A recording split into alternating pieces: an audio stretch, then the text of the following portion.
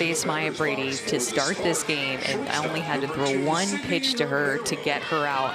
Kind of a high ERA from Ruby Malin. It has not necessarily been shutdown inning after shutdown inning like we saw from her career at Oklahoma State, but giving her the ball today in game 2, and she's going to get tested against the Spark offense that have hit the most home runs in the league. 38 of them now after 4 yesterday. Sydney Romero was one of those. Maya Brady actually hit 2 home runs yesterday, and the first of which started off a back-to-back-to-back run with Brady, Sydney Romero, and Delaney Wiz. 1-1 pitch from Malin. Good spot on the inside corner for strike 2. No one is a bigger Ruby Malin or Carolina Blaze fan today than the Portland Cascade. They just need Carolina to win one of these last 2 games to punch their ticket to the postseason. It is one or the other between these 2 expansion teams in the league, and Romero goes down swinging. I mean, to get Maya Brady and Sid Romero out back-to-back has not been an easy task for any pitcher. That is such a big deal for the rookie Ruby Malin, going right at Brady, going right at Sid Romero, getting Romero out on a rise ball outside. Now Sydney McKinney. Every player except one in the OKC lineup yesterday, or in the lineup today, had a hit yesterday. Sid McKinney was 1 for 5, drove in a run and scored once, hitting .417 on the season.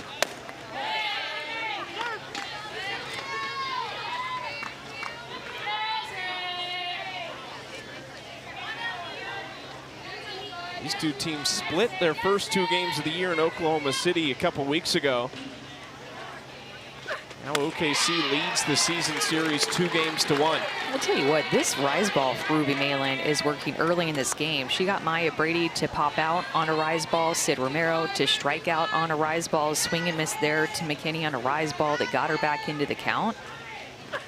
Ruby Malin, more so known to be a drop ball pitcher. That's going to be the pitch that she throws the majority of the time, and then spin the ball up in the zone with the rise ball, and at times, ever so often, get a change speed, something that she struggled with at Washington in her career at Oklahoma State as a collegiate player, something that she continues to work on. Look at these swings and misses that she is getting.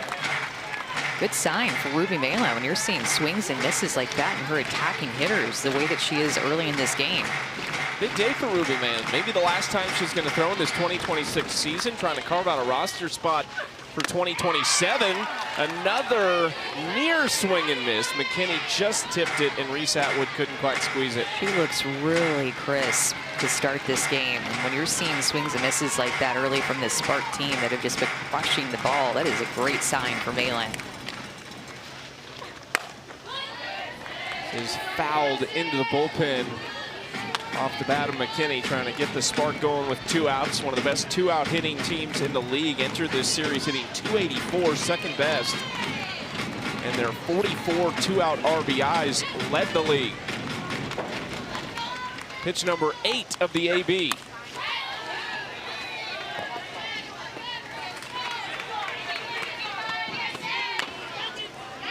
Malin dealing in front of a sold-out crowd all 3 games. This final regular season weekend sold out. You can see the outfield berm is completely packed.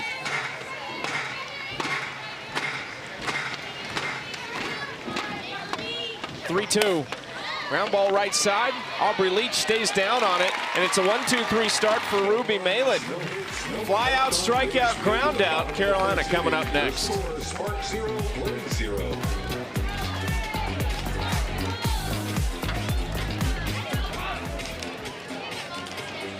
Please join us in recognizing Rhonda.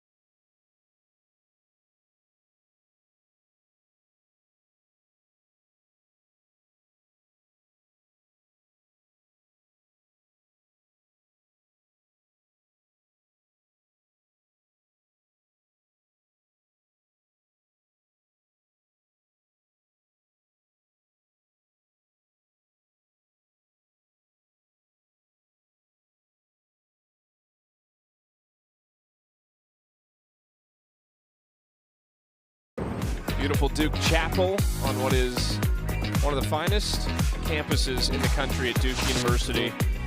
Carolina calls Smith Family Stadium their home. Dakota Kennedy, Reese Atwood, Bailey Klingler due up here in the first. 6 home runs for this team in the last 3 games. We saw Alyssa Brito have a big day yesterday, as well as Anna Gold, who played her college ball right here for Marissa Young at a Young Duke program.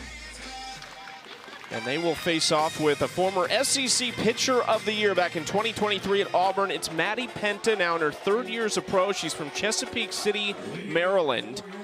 In her last 5 appearances, 2-0 with a 2.53 ERA and over 19 innings pitched. Maddie Penta has definitely gotten better as this season has gone on. She is 6'2". Her drop ball is her most used pitch this season, which because she is 6'2", it has a big chance to fall down, dive down into the zone, and these Blaze hitters are going to have to deal with it. Said how great she's been in the last 5 appearances. In her first 2 outings of the year, just 2 innings pitched, 9 earned runs. Since then, has been much more like what we've come to expect from Maddie Penta and has helped change this season for Oklahoma City.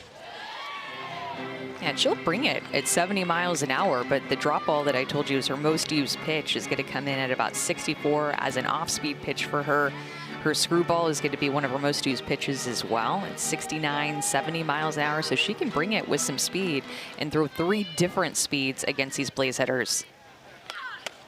Yesterday snapped a streak of 3 consecutive complete games for this Oklahoma City pitching staff. Penta had one of them, a complete game win over Texas, gave up just 2 earned in all 7 innings and struck out 4. Is ahead 1-2 in the count to Dakota Kennedy, who was hitless yesterday after having a great 2-game stretch before that with 5 hits and 3 extra base hits in that span. Kennedy got off to a red-hot start in the AUSL, kind of cooled off in the middle stages of the season, had some strikeout issues, and then now trying to pick it up at the end of the year.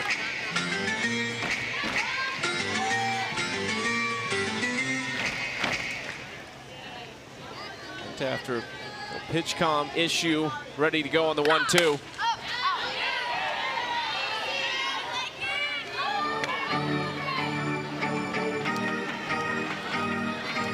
It's been fun to watch Maddie Penta grow up as a professional pitcher, from the way that she pitched when she was at Auburn to the way that she pitches now, changing speeds, much more. Back to her. We'll change the speed for you. There's that changeup that she drops it down to 55 miles an hour. So being able to throw 3 different speeds, she is just such a different type of pitcher than what we saw her pitching in the SEC, where she really dominated with her velocity, an overwhelming velocity where she would throw hard into hitters.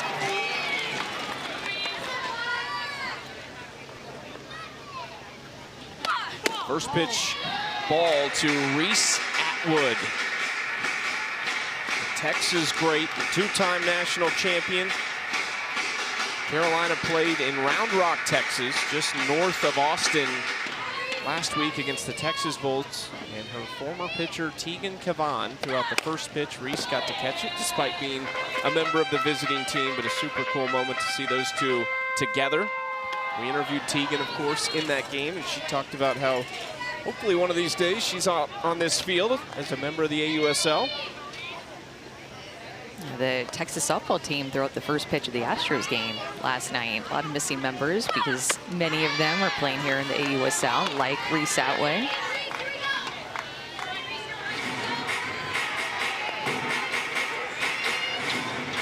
Two teams have already concluded their regular seasons, Texas and Portland. Chicago, Utah is later tonight, and that is for the top spot and a first-round bye, essentially, in the AUSL postseason. 1-2, swing and a miss. Penta sits down the first 2. This is a great start for Maddie Penta. We talked about the start for Ruby Malin. She looked fantastic, and now Maddie Penta is bringing it as well. Drop ball, outside corner, falls off the table, and gets Reese Atwood to chase that pitch out of the zone. 2 quick outs for Penta to start this game. That's what she did last start against Texas. The 7 innings, just 6 hits, 1 walk.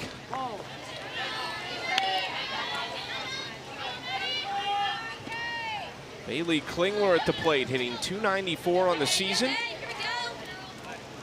Pair of hits yesterday.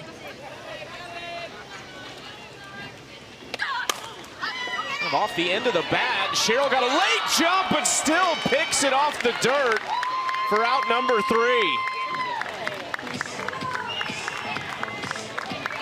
It was barely off the end of the bat. I thought that was going to go a little bit deeper into center field and be out of Cheryl's reach, but it stayed in the infield just enough for Cheryl to not get the best jump. See, I think she thought the same thing I thought. It was going to go deeper, and it went more shallow, and she got it.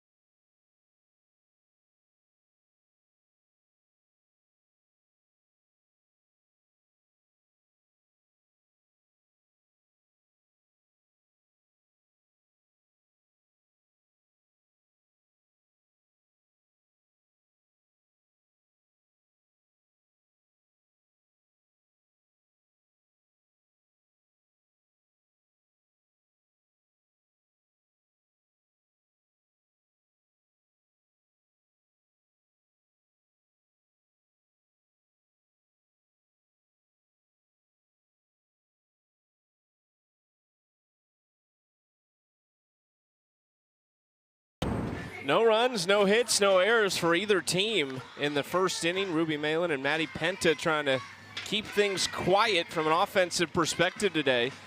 Delaney Wiz leads it off. She was the third of back-to-back-to-back home runs yesterday. This was one of the turning points in the yesterday's game was when Delaney Wiz came up after Maya Brady and Sid Romero hit home runs in front of her. She was the third home run in that inning. Just a big moment for the Spark to answer back offensively.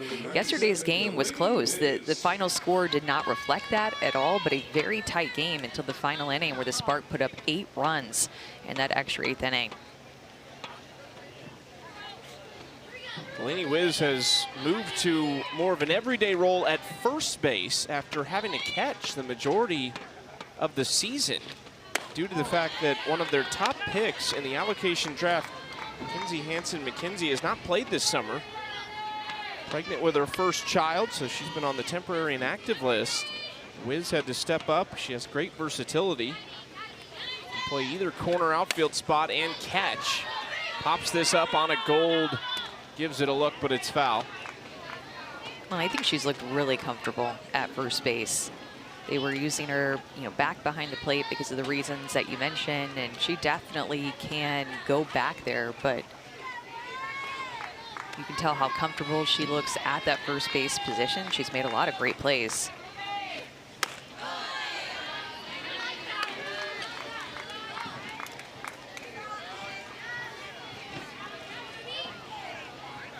Has a hit in 9 of the last 11 games.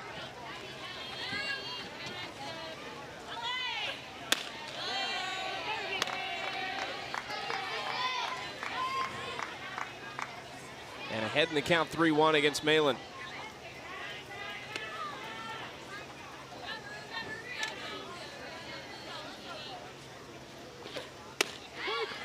Wiz takes strike 2 on the outside corner. Yeah, that's the type of spot right there that Ruby Malin is going to need to continue to hit in this outing. So a drop ball, about a ball off the plate. She gets a call from the home plate umpire. She needs to stay there on the corners. Wiz lifts it to left, but pulls it foul. And here's the thing, Chucky, in this league, like that was about a ball on the plate. A ball on the plate gets hit like that. A ball off the plate, these hitters are a little bit more hesitant, don't necessarily want to take their best swing at it. Sometimes you're going to get the call, it's going to go in your favor. She has to live on the edges with her drop ball today. Walks Wiz to lead off the second. There has been some massive days recently for home run hitters. Yesterday's 3 home runs back to back to back joined 2 other instances in AUSL history where 3 home runs were hit in the same inning. These are some big names on this list. They really are. And so much history and just the short history of our league. There's so many moments of that happening. I feel like it's so rare that you see a 3 home run inning, yet in just the second season that we've had at the AUSL, it's happened 3 times.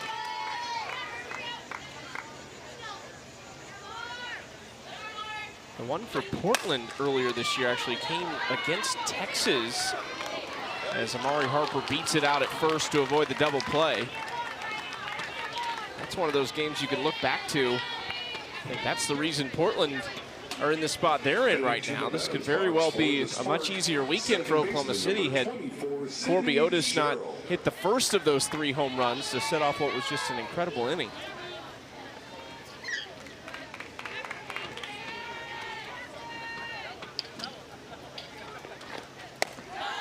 First pitch misses to Sydney Sherrill.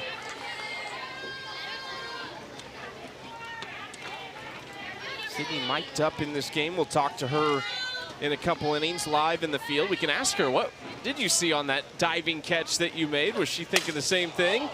This is into left field, backing up Dakota Kennedy, and there's 2 outs.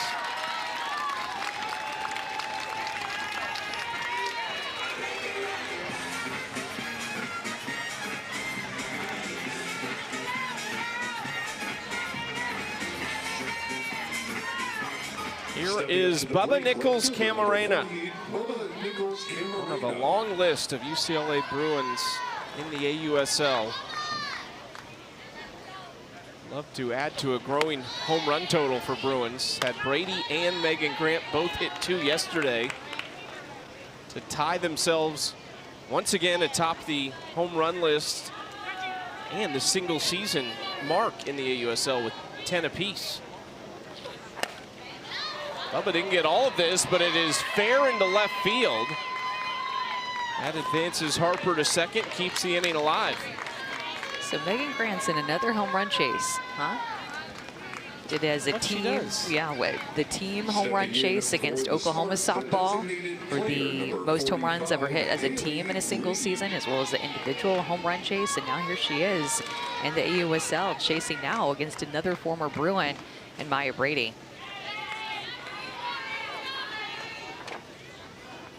Haley Lee rips this to left field. Kennedy over quickly to make the catch. Couple zeros to start this game for Ruby Malin, first time through.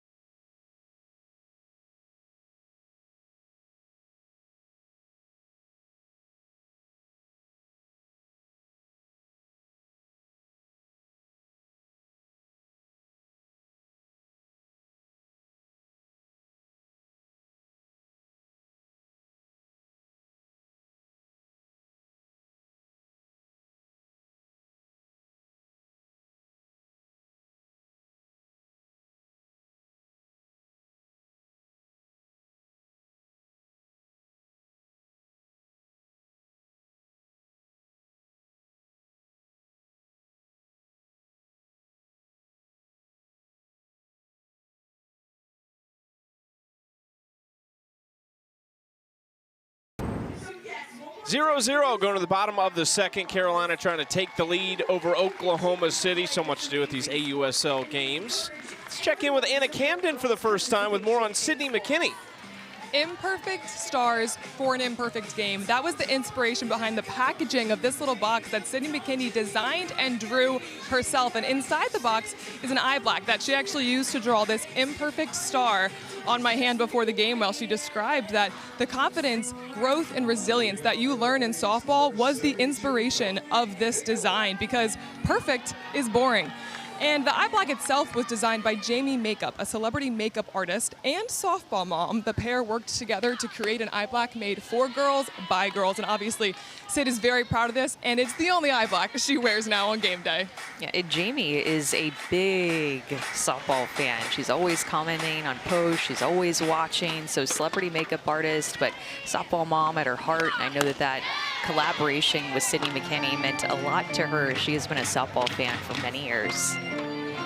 Sydney McKinney, one of the best in the business, too. She came back late this season from Japan, but has a hit in all but one game. Has an 8-game hit streak. She is one of the most dangerous hitters that you're going to find. Valerie Cagle leads it off in the second inning for Carolina. 0 for 4 with a run scored yesterday. Fouls that pitch straight back from Maddie Penta to 2-2 count.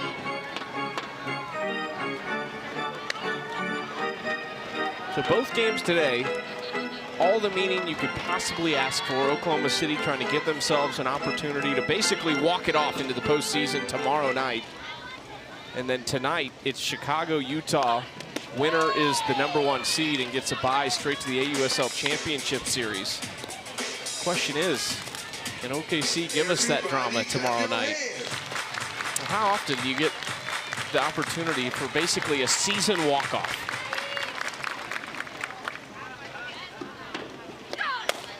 Now ball right side for Cheryl. 1 out. That game tonight is, well, it is just going to be so intense. I mean, we have the play-in game on Thursday in College Station where the 2 and 3 seeds will play each other in a 1-game playoff to get into the finals. But this feels like the play-in game before the play-in game, fighting for the 1 seed to see who is going to make punch their ticket to already make it into the finals later on this week and get extra rest too. To right field, Harper comes on, it falls out of her glove. Alyssa Brito is into second base with a double. Amari Harper almost with a tremendous catch. Instead, that's going to be the 5th hit in 2 games for Alyssa Brito. And Amari Harper had to come a long way for this ball. She was the only option, laid out in her glove, but just could not hold on to it. Tremendous effort, hit off the heel of her glove, which pushed it to the tip of her glove and eventually out. So right where it hit when she landed, that was the part that just kind of things went wrong, but you cannot fault the effort. But another double for Brito as she continues to stay hot in this series. First pitch fouled off. This is Jenna Laird instead of Kayla Kowalik, who was scheduled to be in the lineup, but will not come to the plate here in the second inning. Kowalik recently coming back from the injured list. So she is somewhat of an early game scratch. We did not see her at any point. She was the DP, so not playing in the field. She's been battling injury all season long, unfortunately for her. Big part of this Blaze offense and leadership back behind the plate as well. Layered off the handle. Cheryl got a good read on this one and makes the play. There's 2 outs. Yesterday, Carolina 1 for 15 with runners in scoring position and 0 for 1 today. Stepping up to the plate from Duke University, #4, Anna Gold. Here is Anna Gold. She had 3 hits yesterday with a home run. Her and Brito combining for 7 hits in the game and 2 home runs. And you can tell early in this game how difficult Maddie Penta is to square up. You think of the jammed hit that, or off the end of the bat that Sydney Cheryl laid out for one of the outs. Just a soft pop up there to second base. So one to Amari Harper, not well hit. And it's because of the way that she's mixing speed. She is very difficult to get on time with. So she will either get you to hit it off the end of the bat, or she'll work you hard inside, like that last pitch inside to gold that's coming at 70, where you might get jammed. So she's very, very, very difficult to time up and square up.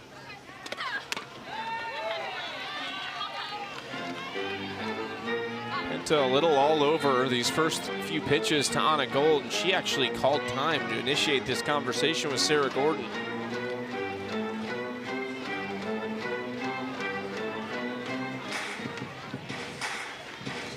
Sarah Gordon has had a great rookie season. She started the year with Utah, managing what is the best pitching staff in the league. Actually played in Durham with Utah, and now is playing back here in Durham again with Oklahoma City. Right behind these Carolina players, Sarah Gordon has played almost the most games in Durham, North Carolina this year.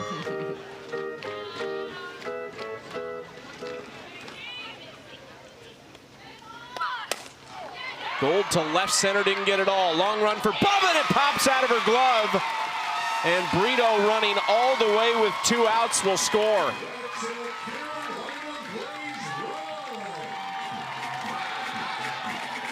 Another ball with weak contact. This has to be an out by Bubba Nichols Camarena, but it's another ball off the end of the bat that Anna Gold just does not hit very hard, but Bubba Nichols Camarena had to run a long way, and this absolutely has to be caught. She knows it. She's frustrated that that easily could have been the 3rd out. Blaze, get on the board first.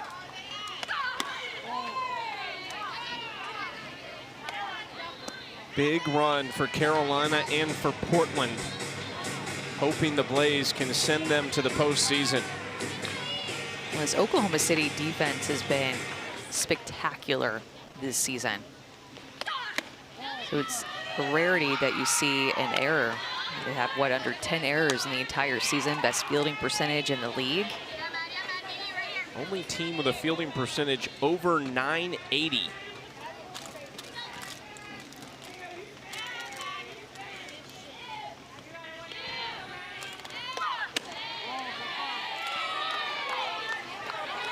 Mackenzie Clark ahead 3-0. Penta was not sure where that missed. It was a really good location, did not get the call.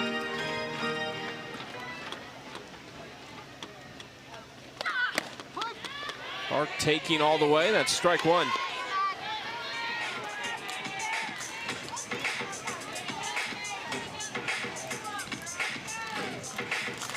Carolina took a 1-0 lead yesterday in the bottom of the 1st inning.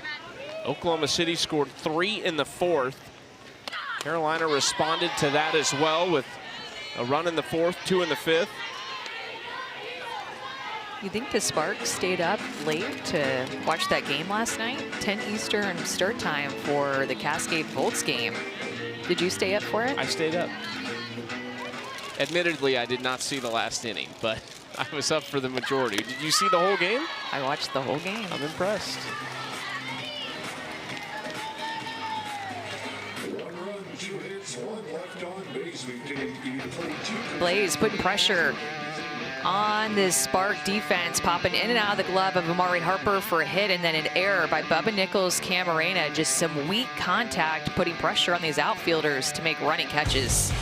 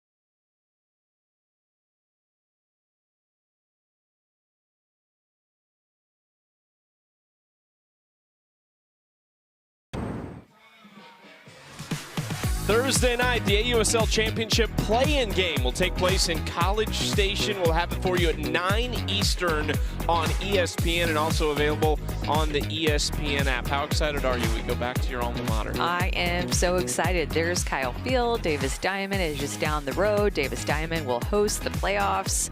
Oh, this is going to be so good. Can't wait to be back in Texas and showing everybody some Texas hospitality and playing at Davis Diamond, one of the best stadiums in the country. So you do know about Texas hospitality. I do know a little bit about something about Texas A&M. I don't know about hospitality because I don't want you to come over to my house or anything. So, no, I've not sensed that hospitality from you. So, would you have stayed up? So you asked the question.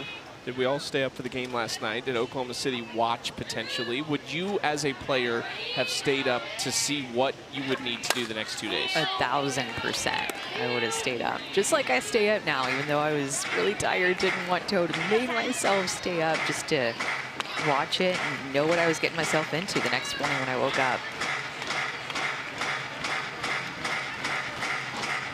Outside Amanda Scarborough and Chucky Kemp, Anna Camden down in the dugout. 1-2 pitch. It is in the dirt. Ruby Malin into her third inning of work. We'll see 9-1-2 against Oklahoma City here. Sarah Gordon leads it off. You know how dangerous this lineup is at all times. Certainly, though, as you get going second and third time through, it becomes that much more challenging as a pitcher. Gordon 1 for 3 yesterday with a run scored. This is popped up, and that's going to get out of play. I'm really feeling like Ruby Malin has some extra break to her pitches today, especially her rise ball. That was a pitch that looked right over the heart of the plate, but still Sarah Gordon ended up popping it up and fouling it off instead of squaring it up. And I think that her pitches just have some late break on them that kind of giving these spark hitters some fits in the box, not being able to square her up first time through.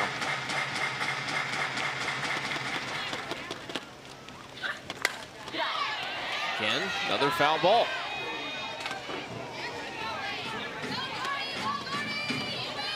An amazing crowd.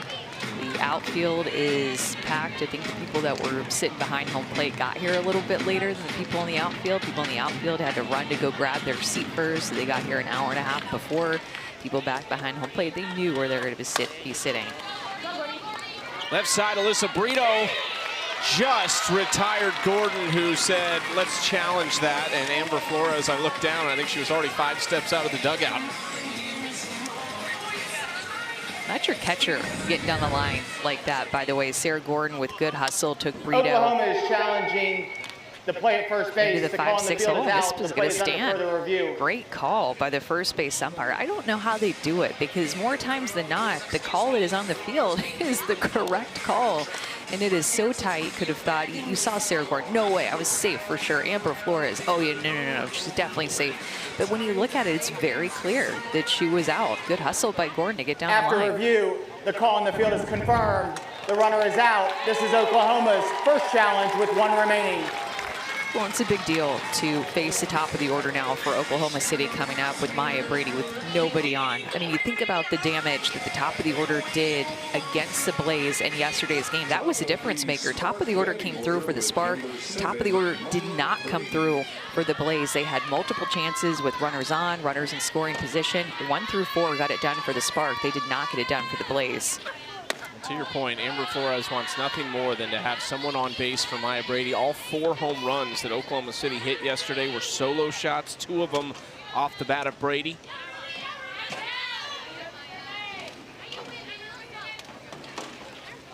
This is a tough spot. It kind of had the opportunity here if you want to pitch around Brady, but you're not getting anybody much easier with Sydney Romero standing on deck. What would you do? Would you just let her go? Let's put her on first.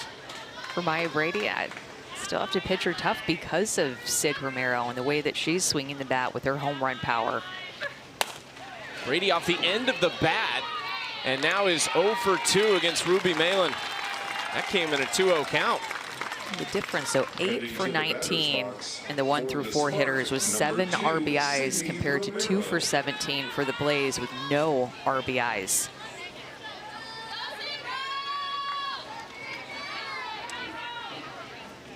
Here is Sydney Romero. Nobody on, 2 outs. She has 17 hits and 20 RBIs in the last 11 games. Slices this to right field, just foul.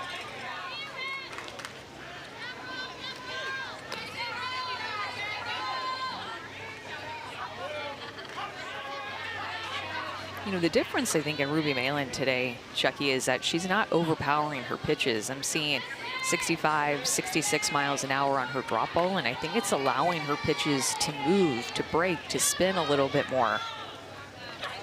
She can ramp it up to 68 to 70 miles an hour, but that right there, drop ball that she just threw at 66, her drop ball is the hardest pitch that she throws. She's living at about 65, 66, spinning her rise ball at about the same speed and tunneling those pitches well. Another swing and a miss. I think the pitches are really moving.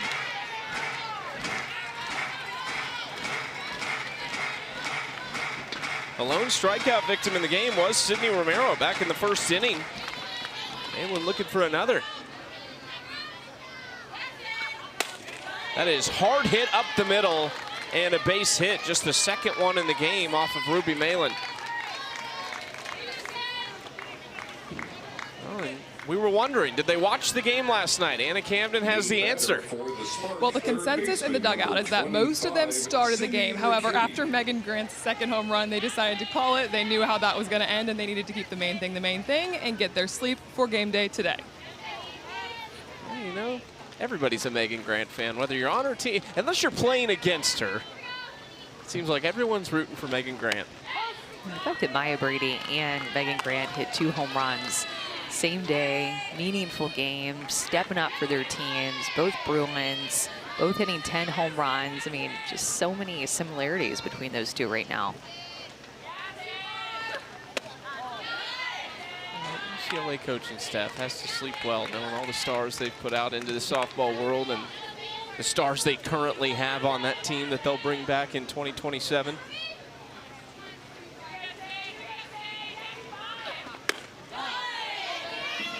2-1 count to Sydney McKinney. There's Maya Brady back in the dugout. You know, she'll be just begging for another opportunity after starting this game 0 for 2. She was 3 for 5 yesterday. McKinney's on an 8-game hit streak. Trying to make it 9, but now a 2-2 count. I mean, this is some of the best tunneling that I have seen Ruby Malin do with her rise ball and her drop ball, and I've watched her pitch a lot. A little bit at Washington, a lot at Oklahoma State, and the way that she's pitching right now is next level for her. Not trying to overpower these hitters with speed.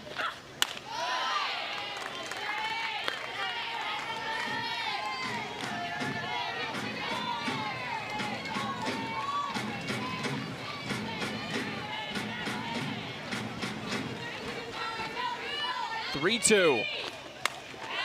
Pop back and out of play.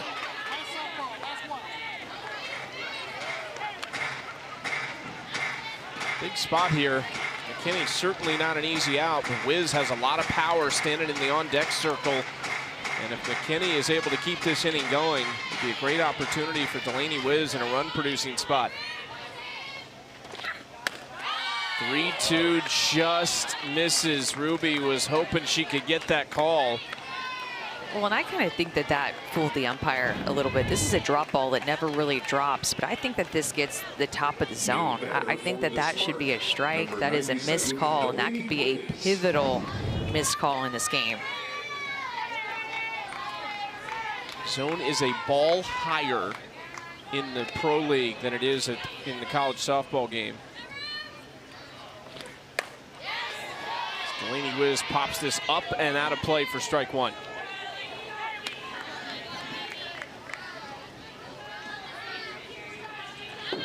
Delaney last year played for the Chicago Bandits. She is one of 3 Bandits now on this Oklahoma City roster that was put together in the expansion draft.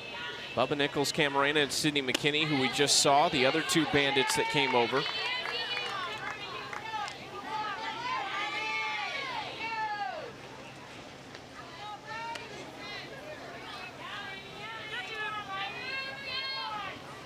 One pitch.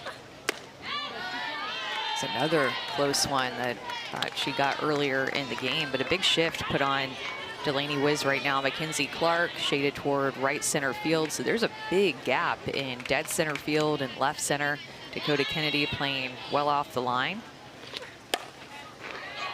Wiz got under it. Kennedy in left is there. And that is now 3 scoreless innings for Ruby Malin, putting together a gem here in Durham, North Carolina for the Blaze.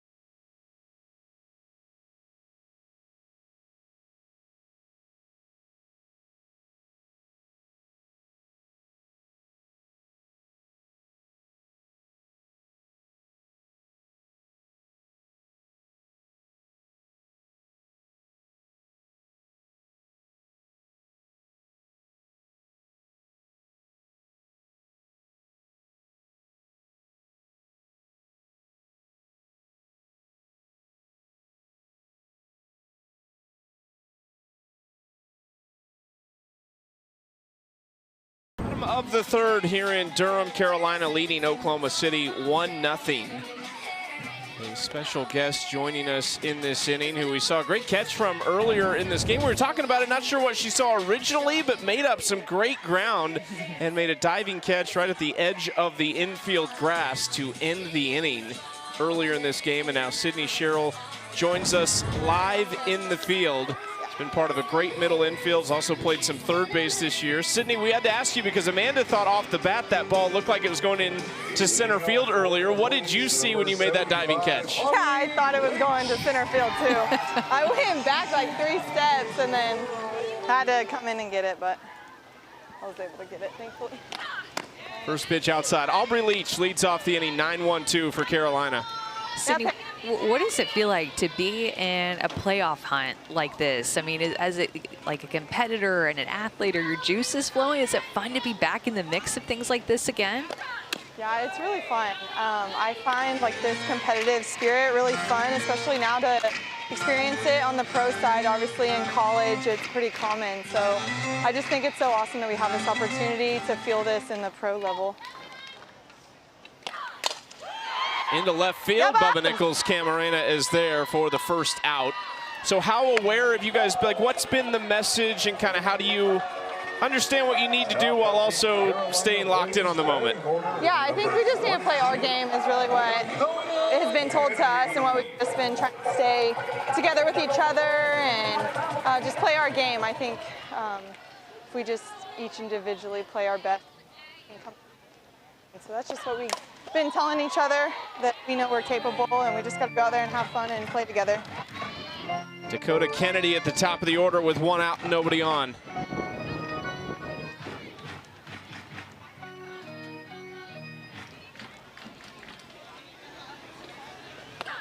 So with Amber Flores as your head coach, what have you learned from her this season? Yeah, I think just being able to be with her the past 3 years with Spark and then obviously now in the AUSL, it's been just a joy to play for her the past couple years and I've already learned so much. And then this year too, just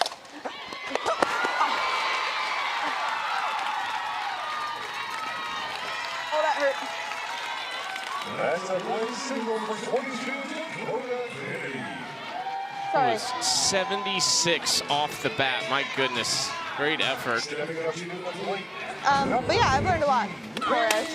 Yeah, let's roll it, Sid.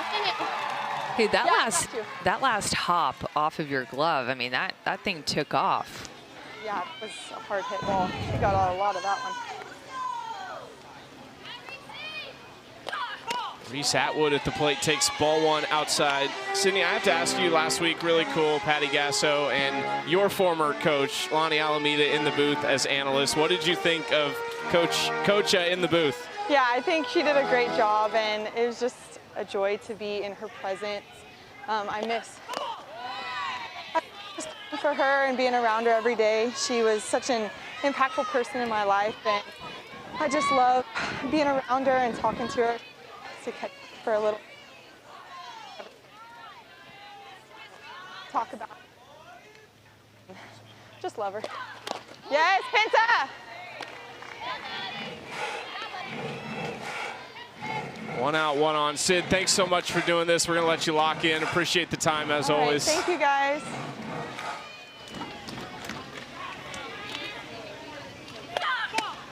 Reese Atwood takes that strike on the outside corner. 2-2 count here. I think Reese was looking back.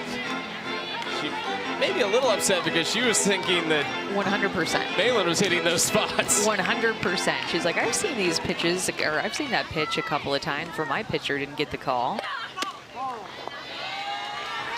think that Reese Atwood has a legit chance of being Rookie of the Year this year. I think it'll come down between her and her teammate, Carlin Pickens. Unfortunately for Carlin, she's taken some tough losses. Her record on the year doesn't look as good. It's been a tough end of the season for Carlin Pickens, as Reese Atwood has just gotten hotter as the season has gone on. Toward the top of the league, and number of home runs that she's hit. Some other candidates that could hop in there was, of course, Megan Grant with her 10 home runs, and Kinsey Brown, a pitcher for the Cascade, who's had a really nice year with a 3.56 ERA. But if I'm picking today, I think the answer is Reese Atwood. That is for AUSL Rookie of the Year. There's also some big names up for that spot of catcher on the U.S. national team for the Olympics in 2 years. Reese Atwood is on the elite team. There's 2 Team USAs for this summer, a couple different events that are going to take place at the end of this month and then later this year in September. Reese is on the second team, so to speak. You look at some of the other names that are catchers: Deja Mulipola, Kayla Kowalik,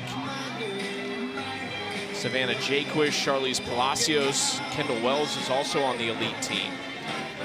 Where do you feel like Reese fits into that national team puzzle? It's so hard because there's so many stars. Those are just some good options, and especially with the taste I was left in my mouth with how Deja Mulipola hit the ball at the end of the season and her final few games with the Volts. I mean, she just looked lights out at the plate, as does Reese Atwood this season. And Kayla Kowalik, we know, has been battling an injury this summer, so we haven't gotten to see the best of her. Klingler first pitch swinging. This is carrying to right. Nice catch by Harper. And there are 2 outs with runners at the corners.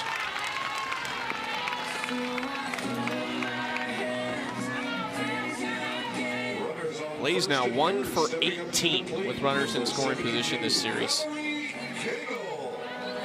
Which is so opposite of how they started this season. They led the league in batting average with runners in scoring position, and their bats at times at the end of the season just gone cold. A lot of close games that the Blaze have played in, quite a few heartbreakers. It's been a tough end of the season for the Blaze, but I mean, still fighting. And like we saw from the Volts, they were out of playoff contention, but still showing up and putting their best foot forward and playing spoiler to a lot of teams. So interesting when you look at this 9-game losing streak for Carolina. They've been right there. So many one-run games, so many walk-off losses, just heartbreaking fashion.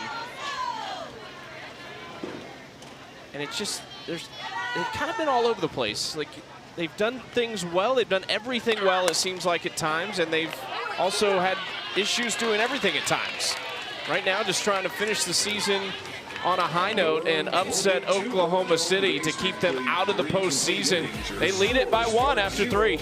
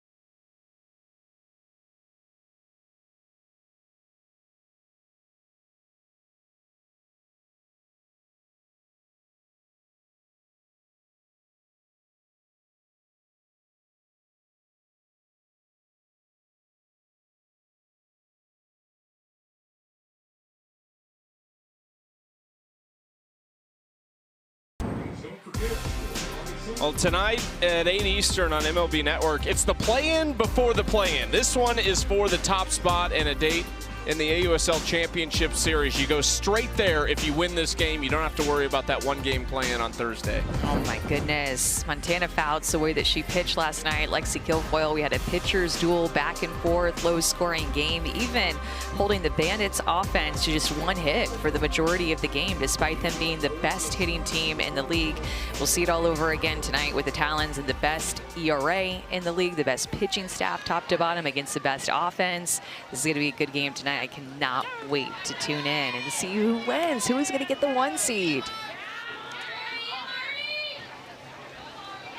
And who will have the final spot? Will it be Oklahoma City or Portland? We will find out potentially today. Carolina could seal the deal for the Cascade if they can win this game. Ruby Malin has been excellent through 3 innings. Working on her 2nd time through this lineup. Amari Harper will lead things off, followed by Sydney Sherrill and Bubba Nichols Camarena.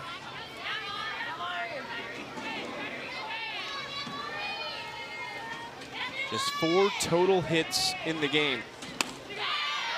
The 1 run for Carolina was an unearned run.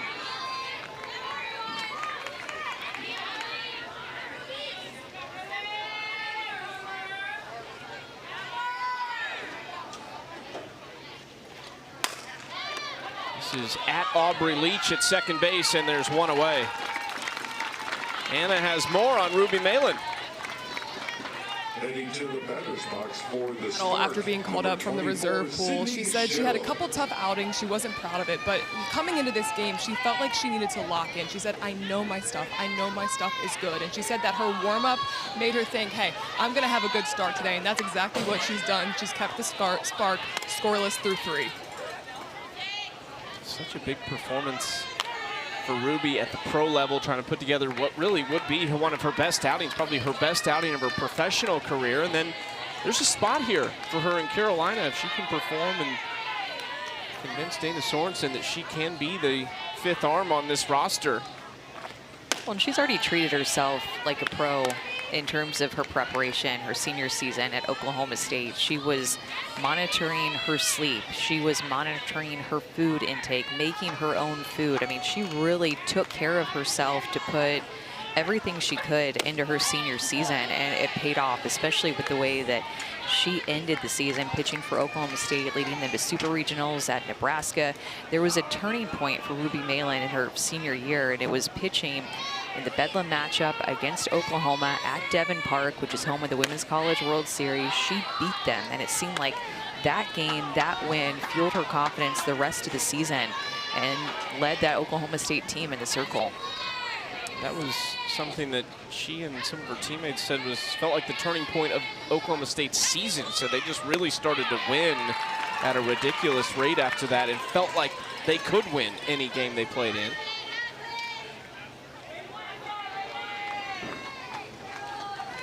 Sydney Sherrill at the plate is a Moore, Oklahoma native, but played her college ball at Florida State.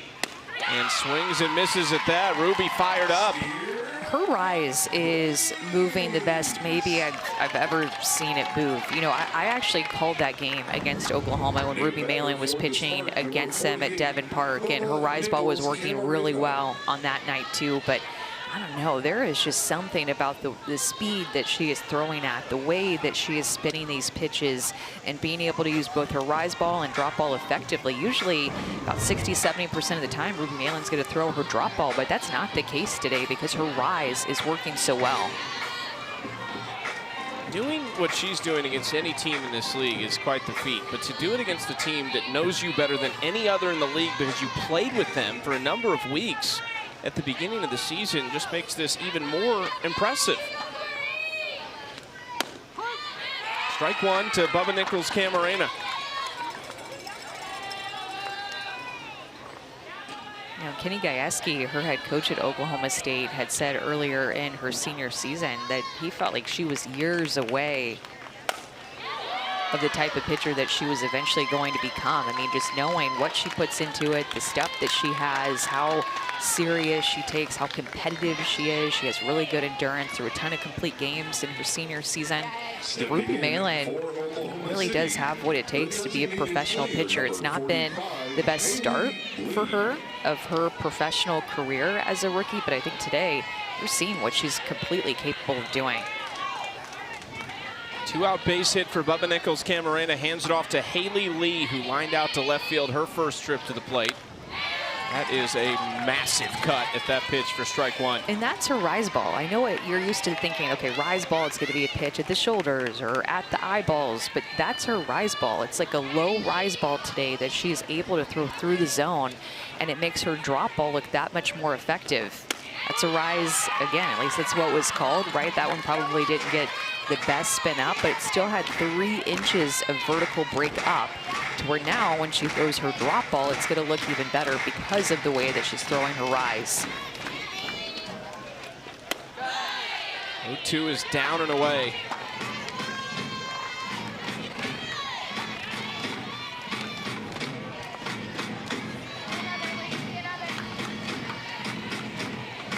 Oklahoma City just 1 for 5 with runners on today. Lee to left field, it's curling and it's foul. It was the best hit ball that we have seen off of her. Bubba Nichols Camarena really got into 1-2 early in the count, but just pulled foul. It's a nice swing by Haley Lee, 80 miles an hour off the bat. Needs to be careful here and be able to expand the zone or change speeds. 2-2.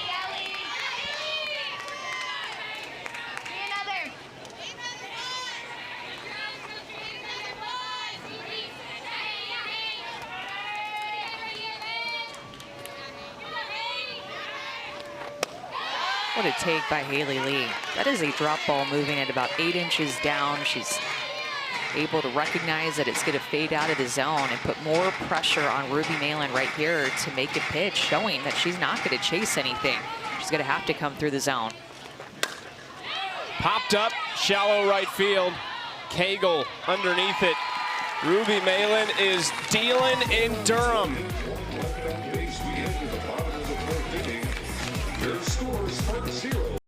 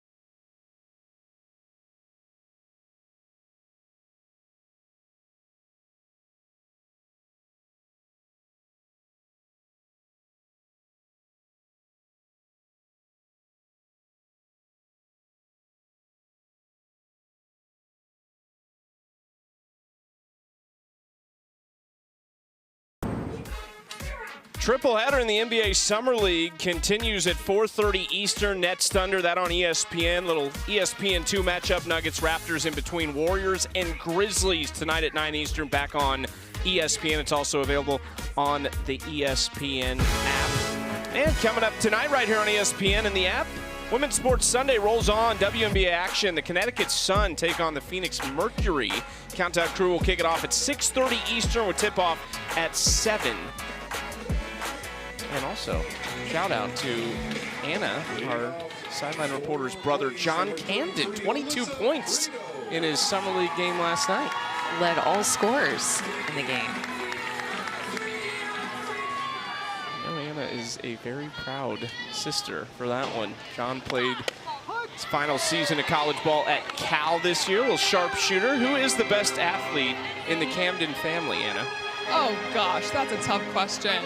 It depends on who you ask. There's 4 of us that were all Division I athletes, 5 if you include my mom, and my dad was a Marine. So it's a pretty competitive household if we're being honest. But John and I are both chasing our dreams this summer. I'm on the broadcast side, he's on the court, figuring out his next steps, and it's been really cool to see him be the man in the arena, if you will. Anna, is it warm down there? Oh, it's warm. Yeah, I've got a personal fan, and it's going the entire game because I'm sweating. It's very hot down here, guys. I don't know how these players are in these full pans and performing as well as they are out there. We got a shot of her with the fan in the dugout. You with the fan. I love it, talking about your family. So good. Alyssa Brito leads off this 4th inning for Carolina.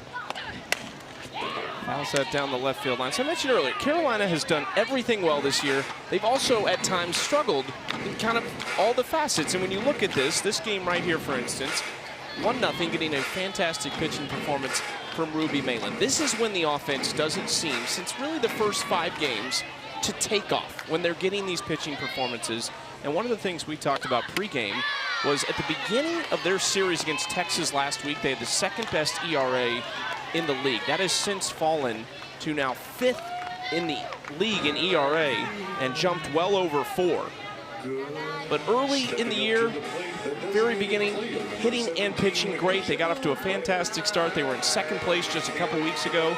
The pitching continued. The hitting kind of dwindled. And now we're seeing the hitting pick up a little bit over these last 3 games at least, and the pitching has struggled a little bit. Well, how about on this 9-game losing streak that they've been on, how many close games that they've played and how many games they've lost in the 6th, 7th inning, maybe in extra innings like last night. It's not necessarily a walk-off. They still have just had these heartbreaking moments late in the game, and I feel for them because they've been right there. I mean, they're 4 or 5 games away or a swing away or an out away, an inning away from their season looking completely different. 7 of those 9 losses were either by 1 or 2 runs or in extra innings like we saw yesterday. 4 of them were walk-offs. Even if you were 3-6 or 4-5 in that span, we'd be talking about Carolina trying to get in the playoffs right now on this day. They're starting to chase now against Maddie Penta a little bit more. Brito chased the curveball off at the plate with 2 strikes, and then Laird chasing a drop ball down. This could be a quick inning for Maddie Penta. She's already had a 3-up, 3-down inning in the 1st. Anna Gold takes strike 1.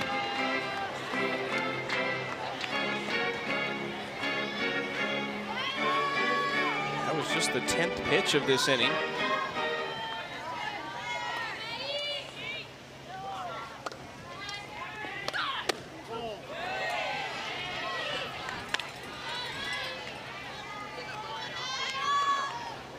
One count for Penta against Anna Gold, one of the favorites here in Durham, thanks to her time as a Blue Devil playing for Marissa Young. Left this program as the all-time home runs leader. That record actually broken this year by another player who we saw in the league early, Amina Vega. Anna at Duke, 54 career home runs, 199 RBIs. Was the AUSL Rookie of the Year last year. I remember coming here for an interview for her head coach, Marissa Young, and I saw Anna Gold taking BP or just hitting in the cages, ran into her, wanted to meet her, and at that time, she didn't know that she was going to get a golden ticket to play in the AUSL, and I kind of knew she was going to get a golden ticket, and so I was just talking to her like, yeah, would you be interested in playing pro and playing in the league? And she was like, oh yeah, that would be so awesome. I really want a chance to play. And then she got it and made the absolute most of last summer with what she did as a rookie. Into left field, right on cue, Anna Gold into left with a 2-out base hit. That's a Blaze single for number 4, Anna Gold. And she's just been so good at sticking with changeups. The last 2 home runs that she's hit here have been on a changeup. This is on a changeup. She stays deep into her legs and just was, I think, going up with the I'm not going to be beat with the change of speeds here. Low and away, just held on to it.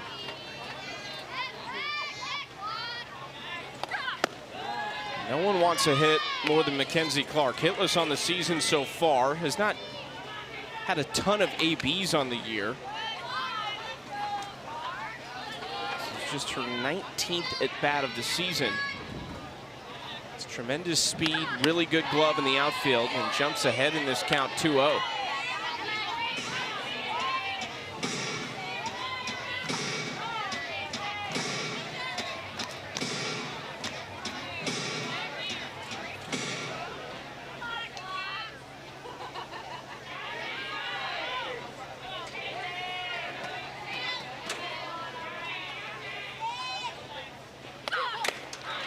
Big swing through that pitch, strike one. She is the curator of the home run cape that the Blaze have donned ever since their series with the Talons, the Durham Bulls Athletic Park. She's all vibes. All vibes. Yeah, that cape came out, and the Blaze just felt like started to hit home runs after she brought that out. That was just for game 3 of the series, right? And then they avoided the sweep of the Talons. They hit a couple of home runs that game. Nice at bat from Clark. She walks with 2 outs.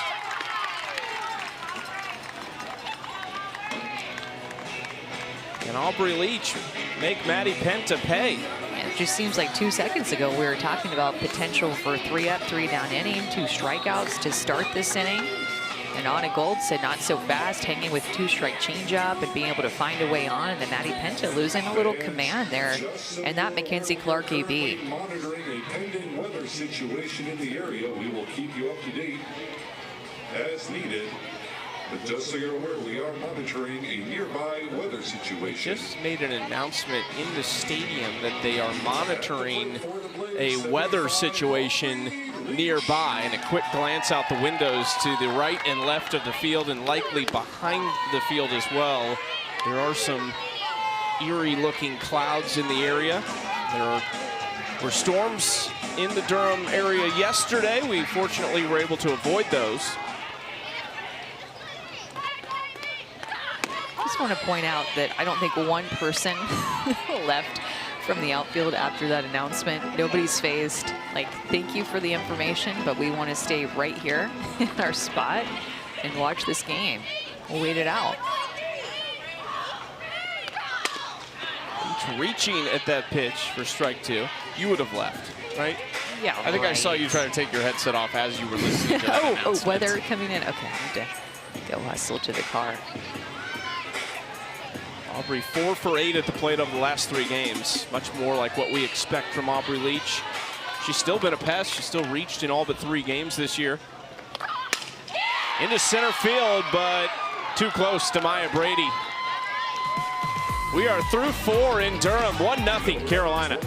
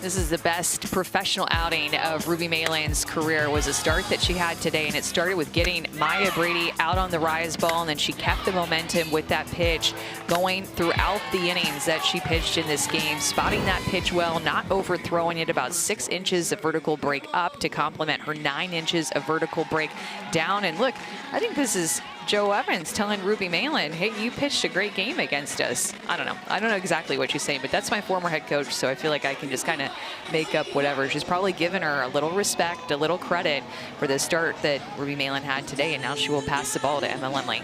Saw Lemley yesterday just record 1 out to get out of the 8th inning. Gave up 1 hit, and the out was a strikeout. Lemley in her 2nd professional season, another ACC product here for the Carolina Blaze out of Virginia Tech. She'll try to keep things right where they are, but it's a tough spot. 9-1-2 is due up. Gordon, then Maya Brady, and Sydney Romero. And remember, Ruby Malan has a relationship with this Spark team and the coaching staff from her time spent on the Spark earlier this season, so that's a big outing, knowing what they're capable of and seeing them hit so many home runs when she was with them. Just the mindset she had today was on point.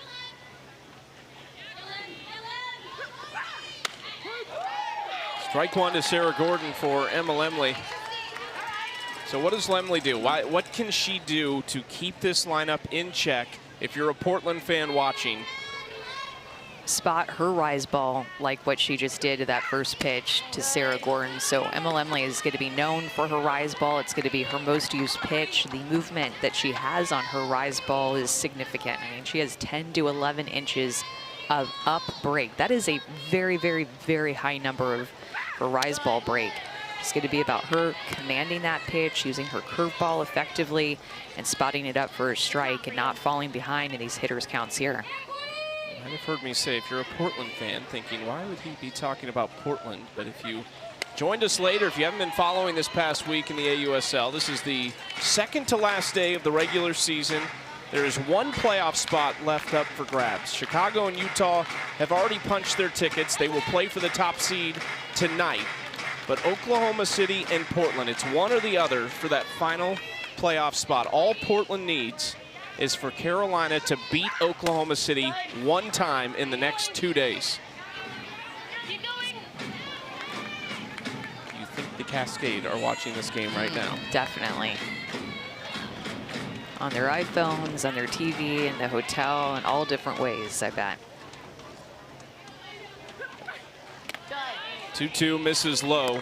Scary part if you are a Carolina or a Portland fan is Oklahoma City, they just don't get held down like this for long, it doesn't seem like. They average 5.5 runs per game. No one has hit more home runs in the league this year than they have. They have been shut out just twice. This gets into center field, and Sarah Gordon has a base hit to start the inning, and here comes Maya Brady.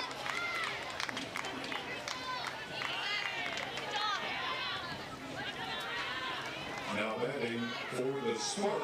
Had Brady not homered in the 7th inning yesterday, Portland would have already punched their ticket to the playoffs.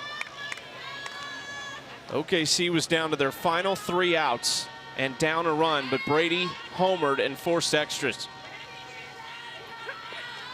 And she had some weak contact off of Ruby Malan. Both of her balls were not well hit at all. And Ruby Malan handled Maya Brady very well, because Maya Brady this season has been so locked in. Seems like she's squaring up everything, coming through time after time.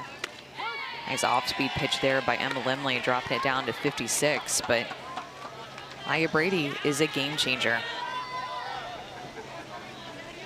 She's reached in all but 1 game. She started the season on a 10-game hit streak. The 1 game she didn't reach in was a game that she left early, barely played in that game.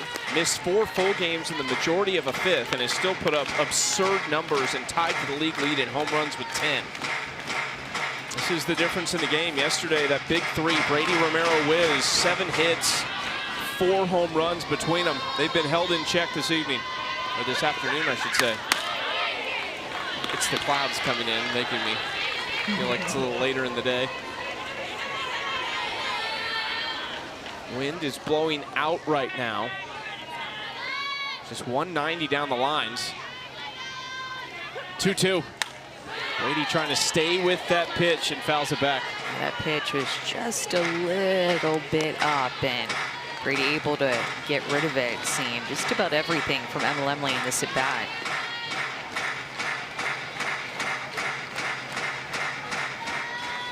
One on, nobody out.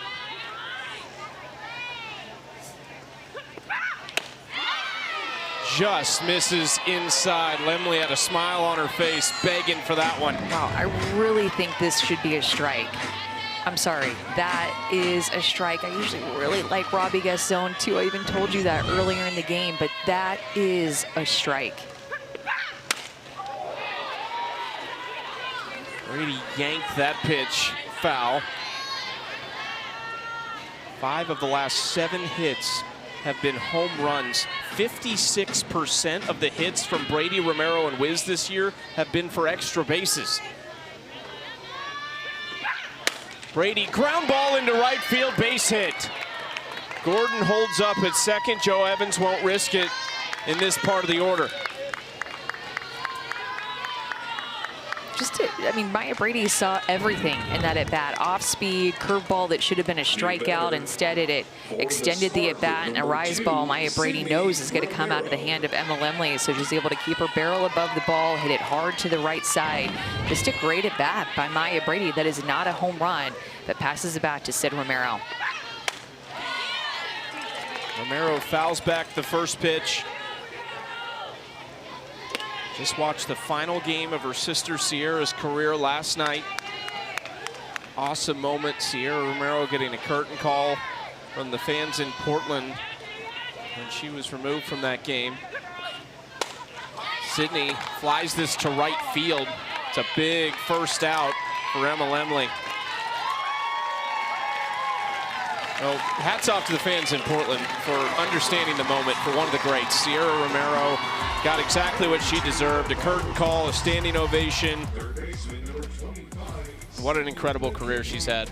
That was a special moment, taking her off the field, and it's not her home crowd. It's there in Portland, who have had the best crowds and attendance.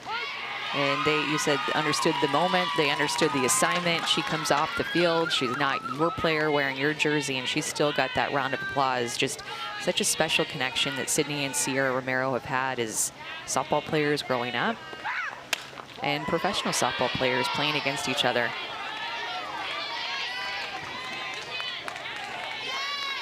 One out now with 2 on for Sydney McKinney in a 1-1 count.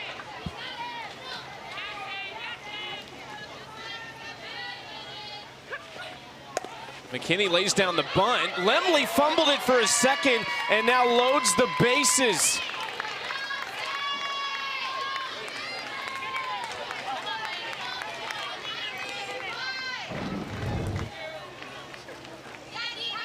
This bunt just ends up spinning up her glove in between her. Like, she knows she has to hurry because Sydney McKinney has good speed getting down the line, but that is an out, an error that should go down Emma Lemley.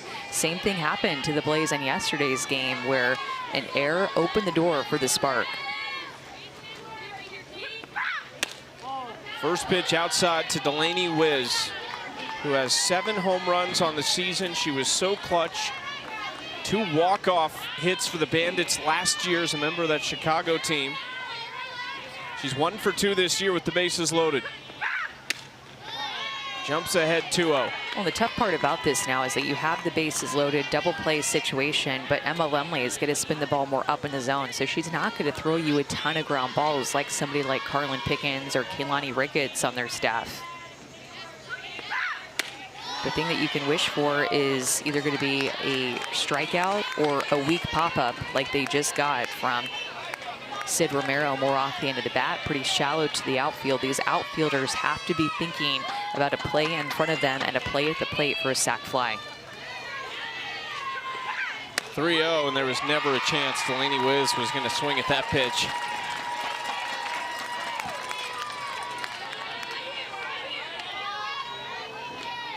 Is this Oklahoma City's moment? Popped up, and that is going to get out of play. just out of the reach of Atwood and Klingler. And again, you get a strikeout here, that would be huge. An easy pop-up. The thing that they're going to try to avoid in this close game is a deeper pop-up that can lead to a sacrifice fly. Mackenzie Clark out in center field has a terrific arm. If it's hit out to her, it's going to be a close play at the plate. Is just got a piece of that.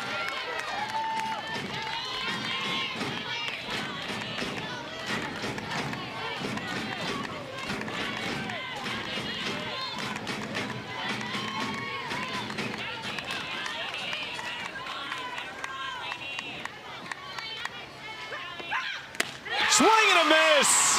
How about that from Emma Lemley?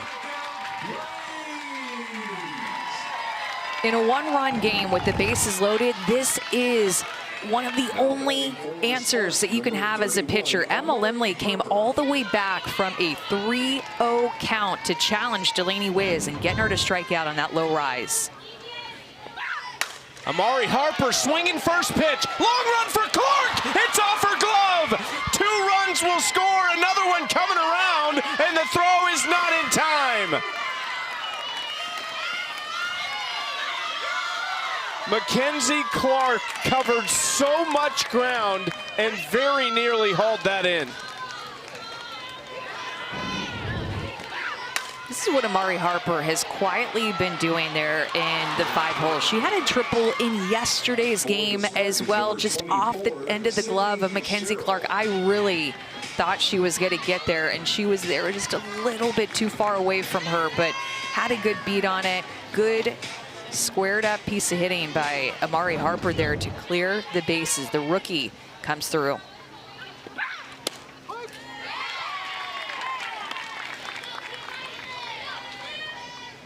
See Clark shaking her head. We've seen her make those catches and some unbelievable ones in her short professional career so far.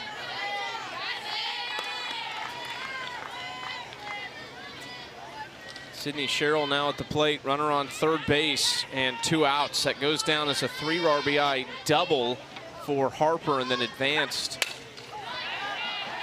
Error extending this inning again to put the bat in the hands of Amari Harper. The error that was committed by Emma Lemley, just an unfortunate turn of events there. I mean, just so many moments for this Blaze team that have been heartbreaking, these positions they put themselves in. All 4 runs in this game are unearned.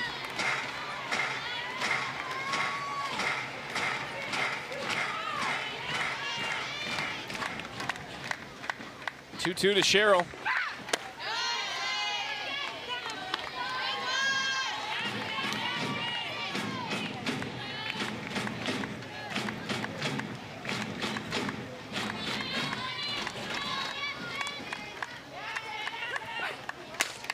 Sherrill tries to stay on this. Long run for Kennedy, and she makes the catch, falling in foul territory. Oklahoma City finally on the board in a big way. And this is a rookie having the back of her teammates in front of her that did not get the job done. 1 through 4, Amari Harper sits in that 5-hole, clears the bases, 3 RBIs for the rookie.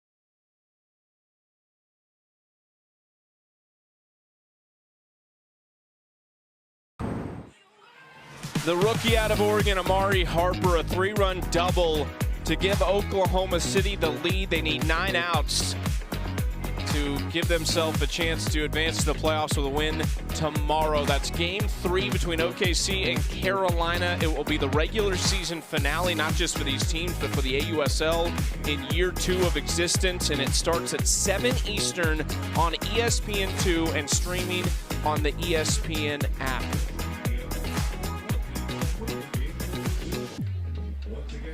And we are in a weather delay. That one came out of nowhere to an extent. We felt like we were about to start this inning, and then the inclement weather has arrived apparently. So they are going to clear the field and clear the stadium here in the bottom of the 5th inning of a 3-1 game.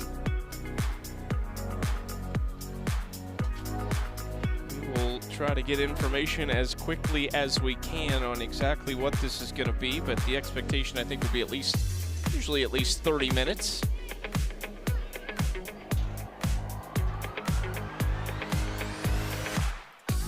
So bottom of the 5th, 3-1, Oklahoma City leading Carolina. We are in a weather delay. We'll be back as soon as we can here on the second to last day of the AUSL regular season. We'll keep you posted.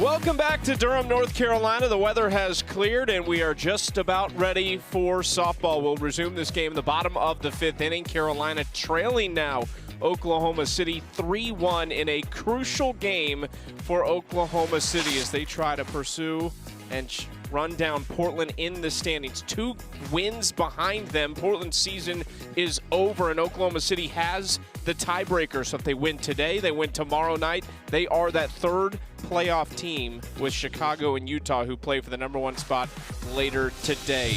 It's just been clutch swings for Oklahoma City. Maya Brady yesterday, a home run to tie it in the 7th and force extras, in which they scored 8 runs in the top of the 8th to win game 1 of this series. And then just moments before our rain delay, Amari Harper rips a 2 RBI double in the 5th, a 3 RBI double, I should say, in the 5th to take the lead for Oklahoma City. Alongside Amanda Scarborough, I'm Chucky Kemp. It's just everything on the line right now for Oklahoma City. Portland can only wait and hope that Carolina can get one of these wins. Well, I can't get over the way that the Spark just continue to swing the bat late in games. The Spark, their offense is what got them to this point. Their pitching has been better as of late, but their offense has been strong this entire season. So no surprise that their offense is finding ways to flex late in games when the season really matters. Anna Camden down on the field figured out exactly how these 2 teams spent their rain delay. Yeah, both teams stayed busy, but in very different ways. The Sparks played a lot of games. Code Names, if you've heard of it, I actually love that game. There was some Sudoku being played and even an island game where you talk about everything that you would bring in an island, whereas the Blaze had a little more chill time. Melissa Brito, of course, made herself a coffee. Carlin Pickens told me she got to watch Devin Netz and Emma Lemley learn line dances, but she just watched. She didn't participate. And, of course, everyone's just trying to stay busy until we were back here on the field, and now they're ready to go. Just about 30 seconds from resuming this game. Maddie Penta is back in the circle for Oklahoma City. 4 innings, 3 hits, and 1 unearned run. 4 strikeouts for Penta, who is looking for 9 outs and to keep Carolina in check to give OKC a chance to head to the postseason with a win tomorrow night. She will face the top of the order as we resume play in the bottom of the 5th. Dakota Kennedy leads things off. She is 1 for 2. With a single off Penta and swings at that first pitch for strike 1. And Maddie Penta has done a nice job in this game through the 4 innings that she has thrown, and especially as of late in that 4th inning, what you just saw from Dakota Kennedy, getting more chases from these Blaze hitters out of the zone. Tried to go back to the same spot there. Kennedy lays off that pitch, 1-1 count. For the rookie from Sacramento, California, started her career at Arizona, was a 2-time All-American there, but finished her career this year at Arkansas.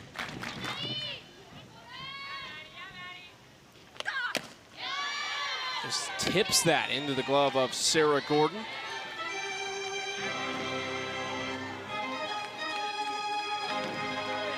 It's a 9-game losing streak that Carolina has found themselves on after sitting at 2nd in the standings when this began, as Kennedy lost one out into left field. She's got a leadoff base hit after this game has resumed. Signal for 22, Dakota Kennedy. This big leadoff swing there for the Blaze, especially after Kennedy chased early in the count, and Maddie Penta gave her one more up in the zone with that 1-2 count. This is somebody who could tie this game with 1 swing of the bat. Reese Atwood leads Carolina in home runs and run production. 8 homers, 21 RBIs on the season for Reese. They have struggled, though, with runners on in both games of this series. Today, 0 for 6.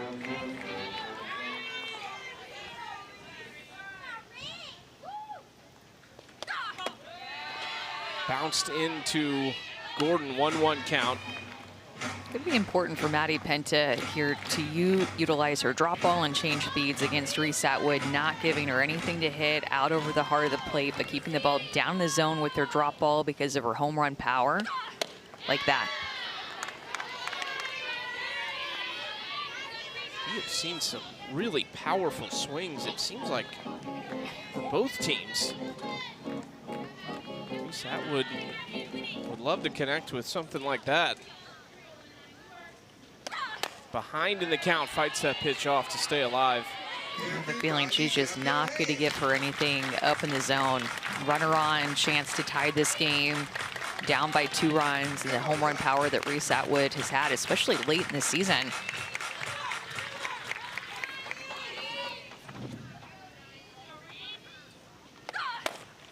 Ground ball.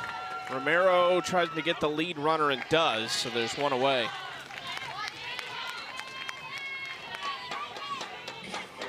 Sydney Romero has had a quietly excellent year at shortstop. She has just been rock solid. We've seen her play kind of all the infield positions, it seems like, in her professional career, but she has been their everyday starter at shortstop. Has done a tremendous job.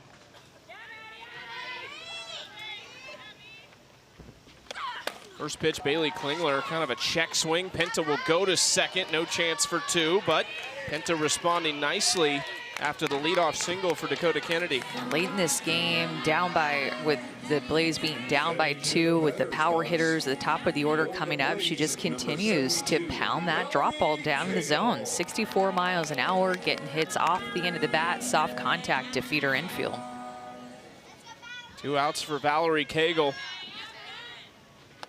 How would you have spent the break if you were Maddie Penta, and how would you have gotten ready to come back out after pitching 4 innings earlier? Yeah, I would have probably been more quiet, probably not playing as many games and having as much fun as what Anna was talking about. If I was the pitcher in that rain delay, probably just staying focused, a little laugh here and there, and then been just so anxious to grab my catcher and start to warm back up again and get ready to go back out there.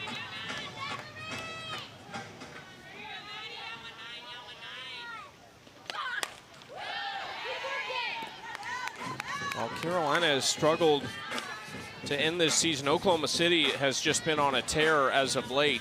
They had a little bit of a hiccup, but have won 7 of their last 9 games and 4 in a row, trying to make it 5 in a row here and 8 of their last 10.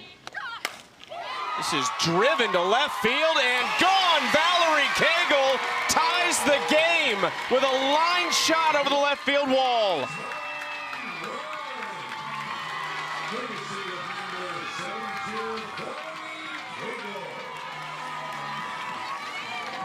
Somewhere, I think, in the Pacific Northwest, the Cascade just cheered for Valerie Cagle and this swing. Talked about Maddie Penta wanting to keep the ball down. This is a mistake that is left up. Her other pitches had been diving down, but she found herself in a 2-1 count, having to bring a pitch more up in the zone.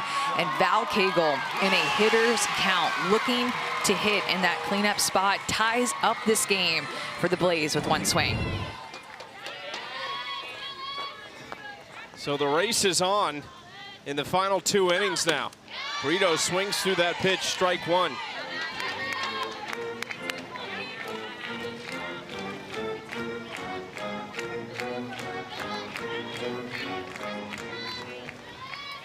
Big if Brito could get one up here too, with the way that she's been seeing the ball in the past 2 games. That's a nice pitch though, right at the knees, inside corner at 71, but finds herself now in a pitcher's count. But Brito has been swinging the bat so well, can do some home run damage as well if Maddie Penta is not careful. 0-2 pitch to Brito. Outside, let's go to Anna with the home run hitter. Okay, you guys just had a lot of downtime, but you came out ready to go. What was your mindset going into that at-bat? Yeah, I think for me, I was getting a little frustrated with my first 2, just not making the adjustments I wanted. I felt like I was swinging at the right pitches, just not on time for them. And she's going to keep going to the same thing until I make that adjustment. So for me, it was just coming out and being ready to attack the pitch that I wanted. Thanks so much.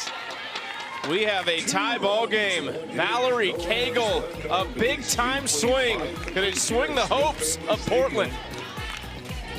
Your score, Spark 3, Blaze 3.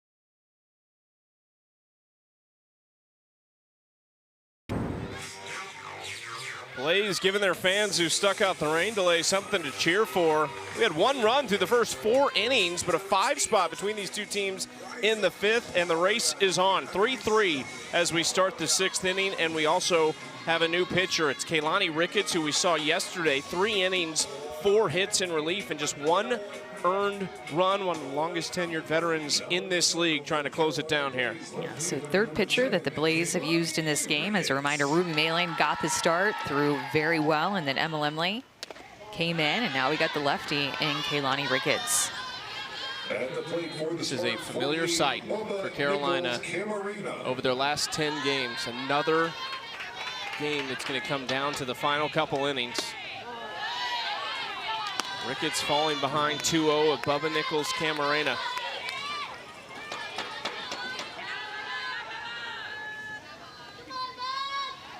Bubba 2 hits today after she was 0 for 4 yesterday. Takes strike 1. She had 2 home runs in the first 4 games of the year. Hasn't had one since. Seems like when you least expect it, though, that's when Bubba will come through with a big one. This is sent to right field and off the wall, rolling back towards center field. Bubba very nearly left the yard there, but it's a leadoff double here in the 6th. This is just a veteran hitting against a veteran, and understanding that Kaylani Ricketts is going to be more of a down ball pitcher. So Bubba Nichols Camarena goes up with the mindset that she needs to get her barrel underneath one of these pitches. That drop ball is not a bad location at all. It is headed down to the shoelaces, but Bubba gets her bat down there, barrels one up, almost hits it out of here, hit the top of the wall. The go-ahead run on second base for Haley Lee. Remember, this is 7, 8, 9 in the order for Oklahoma City. Spark just 1 for 7 with runners in scoring position today.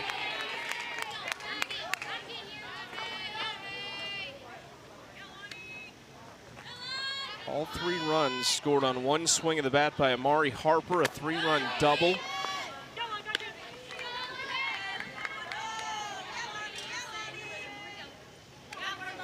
Haley Lee in a big-time hitters count here, 3-0. Sarah Gordon, the 9-hole on deck.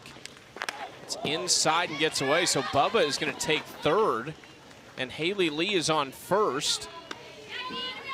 Sarah Gordon coming up, and Maya Brady on deck. Kaylani Ricketts falling behind both of the hitters that she's faced. Number 10, Sarah Gordon.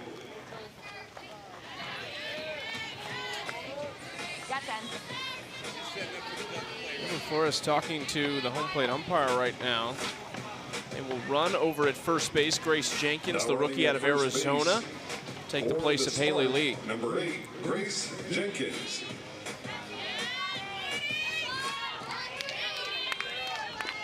Come on, Gordy.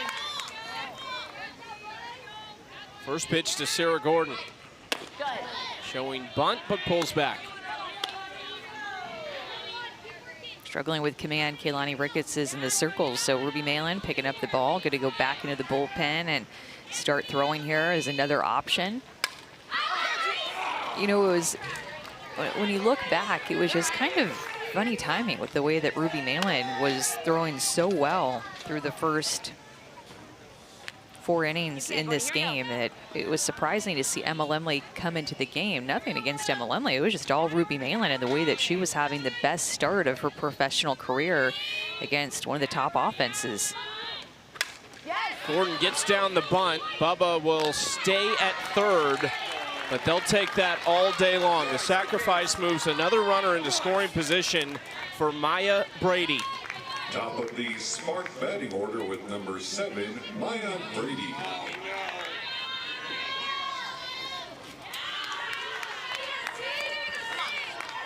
There is a base open, and we have seen this opportunity for Brady a couple times in the past week or so.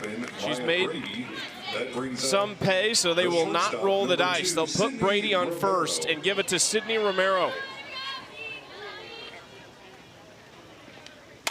First pitch, she takes a mighty hack out and fouls it off. This is not much of a better option, though, with Sid Romero.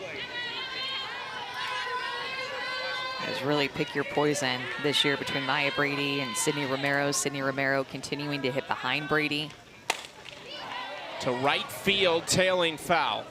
See how aggressive that Romero is being in this at bat too, and you can see that the spark approach is already so good against Keilani Ricketts, just trying to get the bottom half of the ball, elevate something to the outfield, especially with the runner at third base, less than 2 outs.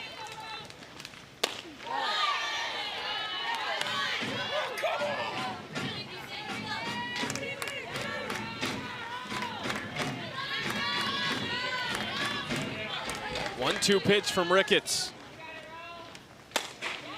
Into right field, Cagle makes the catch. The throw coming home is cut off. And Oklahoma City has retaken the lead.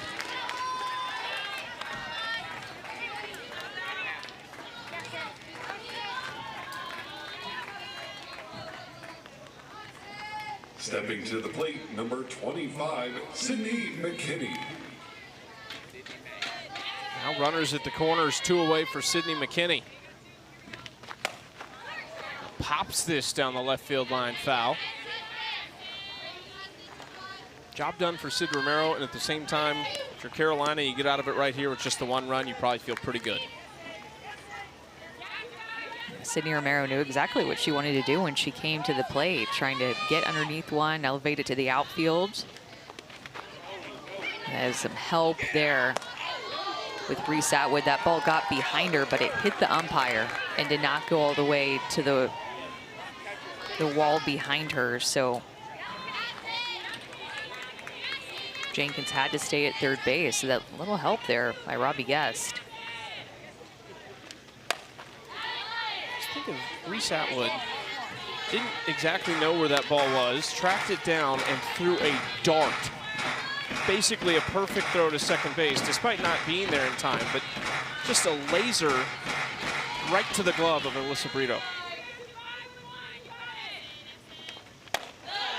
Her arm is so good back behind the plate. Long levers, she's so tall, long arms, long legs.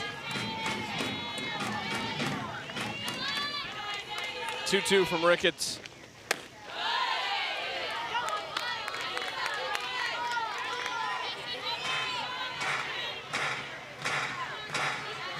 Sydney McKinney 0 for 2 with a walk and reached on an error. Has to wait on this, on a gold, lays out. Can't quite reach it.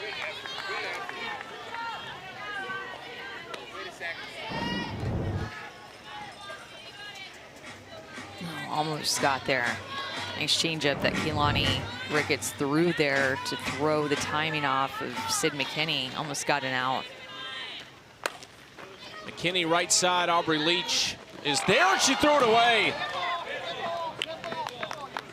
They're gonna say it was a dead ball as that gets thrown into the dugout, but both runs will score. That is a rare miscue for Aubrey Leach at second base. She moved over to that ball, and I think that Sydney McKinney was hustling down the line faster than maybe what she thought in that internal clock in her mind. And also Klingler wasn't stretching towards the ball. Klingler was stepping toward the pitching circle. Hindered her mobility to get to that throw.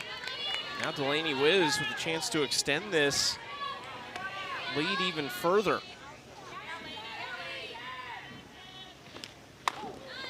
Up and in it Wiz.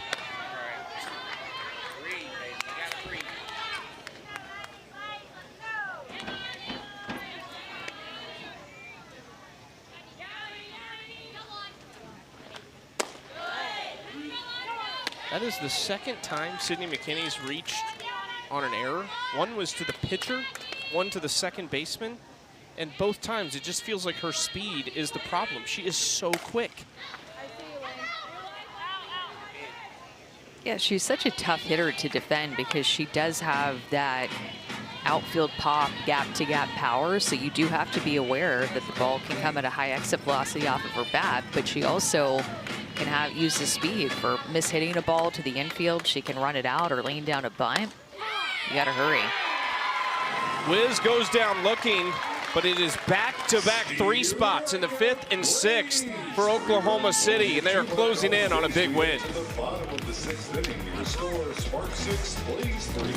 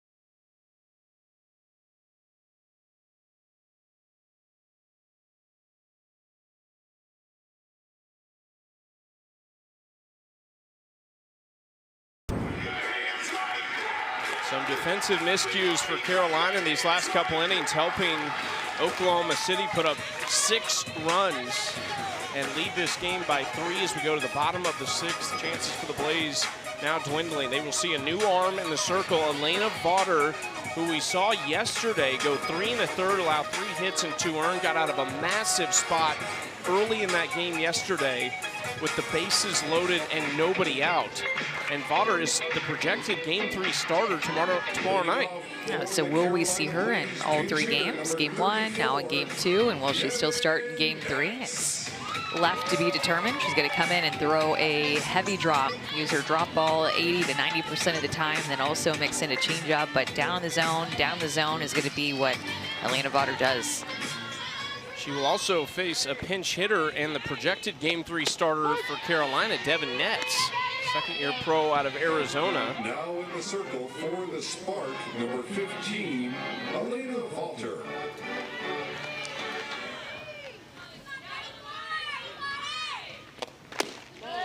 Misses with the 0-1 pitch. 1-1 count for Vaughter. Part of one of the nation's best 1-2 punches earlier in her career at Stanford before finishing up at South Carolina, but along with Nigeri Kennedy in 2023, it's hard to find a duo better. Tough play for Romero on a short hop, and Netz is aboard with nobody out.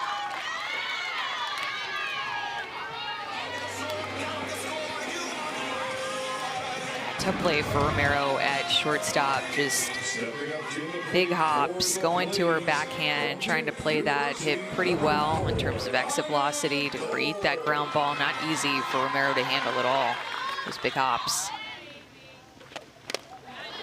Anna Gold going after that inside pitch, down and in. She is 1 for 2 in the game with a single and reached on an error on the left fielder, Bubba Nichols Camarena.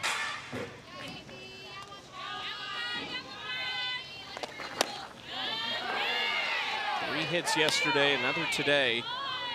One of her best series of the season.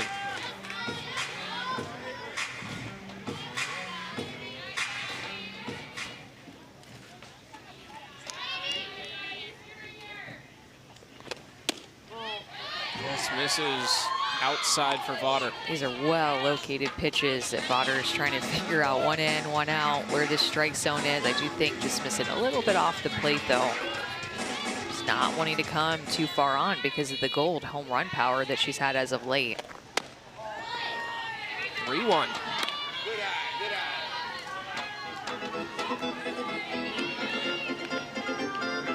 First 4 innings of this game, really quiet. It's 1-0 after 4. All of a sudden, we have just taken off. Oh, back up the middle, that hit Vaughter, and it goes into right field. Hopefully didn't get her too solidly. She never really seemed to show any signs of pain. Yeah, Blaze just not going away. And their first 2 hitters on in this inning on a gold, hitting a drop ball right back up the middle of the field, and long way for Vodder to reach, and that ball came off the bat fairly hard with some high exit speed that got on top of her quickly. Courtney Oliver Elkins is the pitching coach and has done a nice job with these pitchers, especially just, you can tell the adjustments that they made in the month of July, and just a turning point that this team had. It seemed like at the end of June, beginning of July, where this pitching staff got back on track. They had a losing record in the month of June, and then once July hit, these pitchers started to give them more quality starts, go deeper into games. You could tell maybe figuring out the pitch calling to work with them. The 3 pitchers coming over from Japan, they came to the AUSL late. Elena Vodder being one of those 3 pitchers. In the 7 wins in the last 9 games for Oklahoma City, they have not allowed more than 4 runs. They've only allowed more than 3 once, and it was yesterday.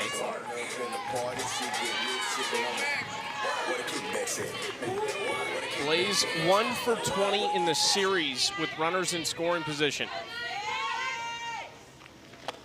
Mackenzie Clark swinging first pitch, and Bubba makes the catch, 1 out. 1 for 20, and now 1 for 21. Those are staggeringly bad numbers. And you just think at some point somebody's going to get that hit to drop with runners in scoring position. That's a tough stretch for the Blaze offense in those situations. Just think about it, 1 more. Still wouldn't be good numbers, but 1 more hit with a runner in scoring position yesterday and first 7 innings, or at any point, even right now.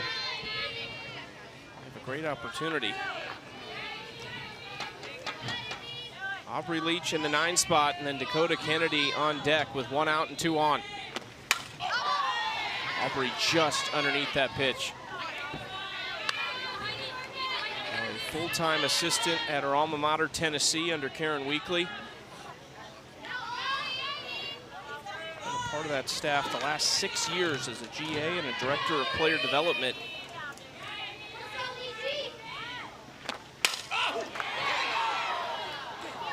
Foul ball on the left field line. She gets to coach both of her sisters, or 2 of her 3 sisters, I should say, the twins, Gabby and Alana, both key members of that Tennessee team.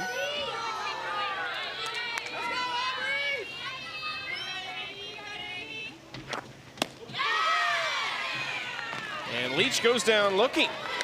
I couldn't see the sign originally, but Vodder floated that in there and got the bottom of the zone. I think it was a little bit of a delayed call, but the right call. This changeup floated in there right at the knees, absolutely freezes Aubrey Leach. At first, she couldn't believe it, that it wasn't going to be a called strike, and then she got it.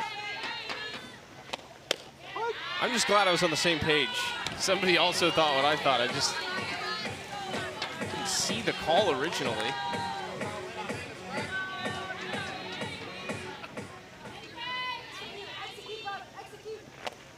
It would just be so big to get Reese Atwood up in this inning. Dakota Kennedy has been swinging it well as well, and she can do some damage, but I think if you're the Blaze, if Dakota Kennedy isn't going to send one out of here and tie it, you'd love to see Reese Atwood get up to the plate in this inning. 2-1 count to Dakota Kennedy.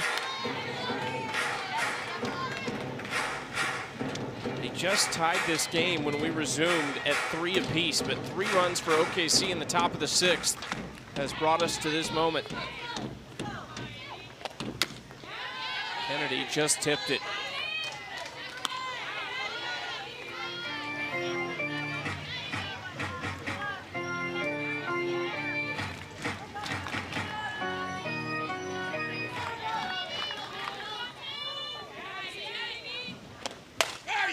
Kennedy to left, foul ball. Fans wanted that one. How about these fans? After a rain and lightning delay, everybody cleared out. There was not anybody left in the stands whatsoever, but a line formed, waiting to be able to get back in. Pretty decent crowd once we resumed. Well, off speed, Kennedy stays with this one and fouls it off.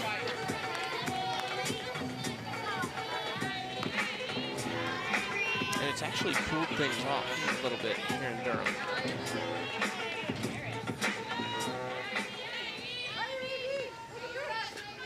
The camera operators disagree with that statement, I think. Elena Vaughter fielding her position and strands a pair.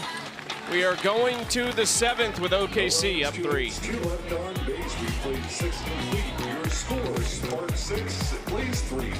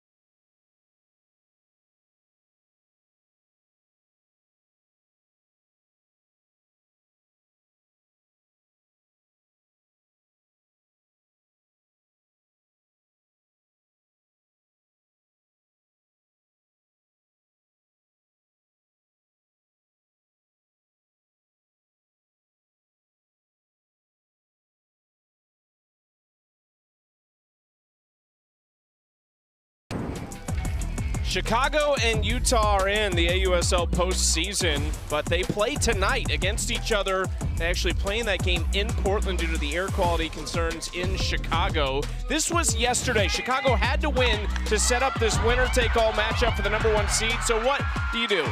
Bottom of the 8th, Sammy Williams, one of the best hitters in this sport right now, bunts to walk it off. You know, I was watching that game, and Eric Collins and Natasha Watley were talking about how good Sammy Williams has been with runners in scoring position and runners on, and how high her average is, and all the RBIs that she's driven in with her power. And then Shauna Stanton, third base coach, head coach for the Bandits, calls a squeeze. She lays it down on a Montana Fouts rise ball. So difficult to do. It's going to push it to tonight's game to determine who is going to be the 1 seed going into the playoffs. Whoever loses that game tonight will play either Oklahoma City or Portland in the play-in game on Thursday night in College Station. New playoff format this year for the AUSL. Last year there were only 4 teams in the leagues. The top 2 met for a 3-game series, with the championship held in Tuscaloosa. This year with the 2 expansion teams, 1 more team gets to go to the playoffs. Heading to the plate for the Mari Sparkies, Harper is retired to start the inning. That'll bring up Sydney Sherrill.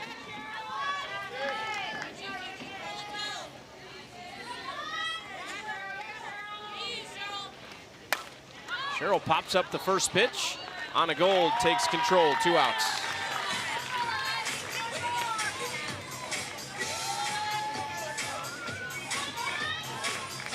Heading to the batter's box. It really is incredible that we are 3 outs away in the bottom of this inning from going to the final day of the regular season. There's 1 game going to be played tomorrow, and there is a possibility that if Oklahoma City wins that game, they go straight to the playoffs. It's just, you could not have scripted it to have Chicago and Utah tonight playing for the 1 seed, which is a rematch of last year's championship. And then one of the teams playing on the final day with a win could possibly go to the playoffs. So crazy. So second to last regular season game playing for the 1 overall seed, and then the final regular season game playing again to the playoffs. It's incredible.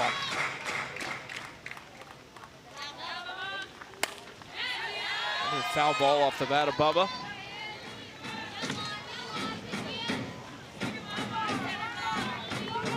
Bubba Nichols-Camarena had a great at bat. She was the first batter to face Ricketts in this game to start last inning, and ended of hitting a ball off the right field wall for a leadoff double.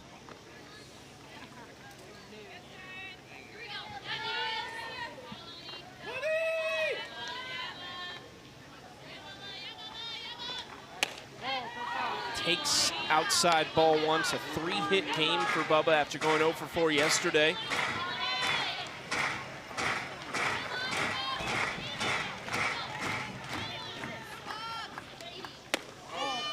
Takes back-to-back pitches, almost the same spot.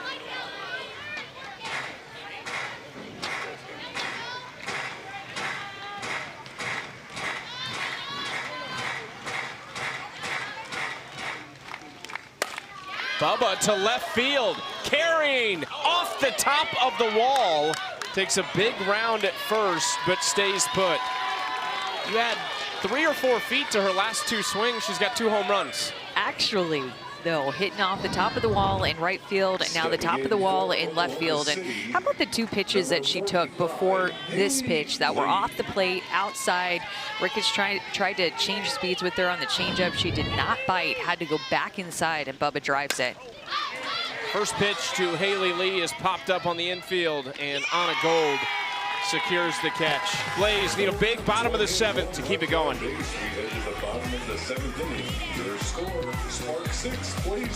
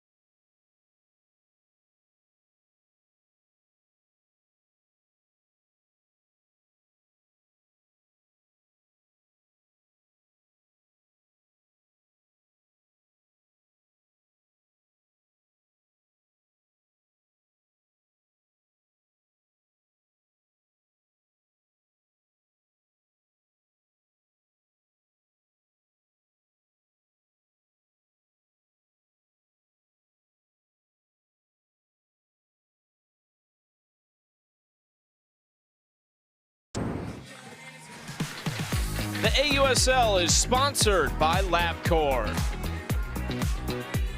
Okay, it's a little warmer than maybe we thought after the rain delays. It is still over 90 degrees. Fans trying to stay cool. Little bag of ice on the head, I guess. That's whatever works. Last chance for Carolina. Down 3, bottom of the 7th. Good spot in their order to be in, though. 2, 3, 4 coming up. Atwood, Klingler, and Cagle. Elena Vaughter gave up back-to-back singles when she entered in the 6th inning, but proceeded to get a fly-out, strikeout, and ground out to strand both runners.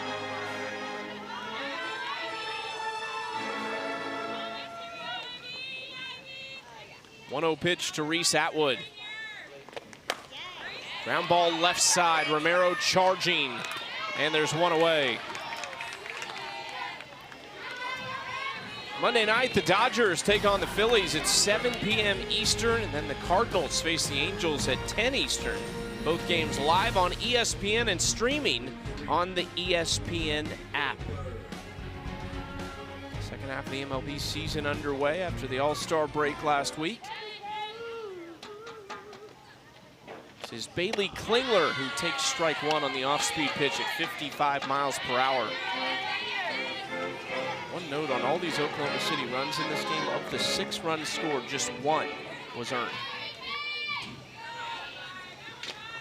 Back up the middle, Klingler with a 1-out base hit. Yeah, a couple times in a row that Vaughter tried to throw that changeup, and Klingler recognizing it out of her hand the second time and being able to square it up very well. She hit that hard. Number 72, Valerie Cagle. Cagle had the 2-run home run in the 5th that tied the game at 3 apiece. Outside, ball 1. 224 feet off of her batted line drive over that left field wall. So is it going to get out of here? Is it not? That was off of Maddie Penta.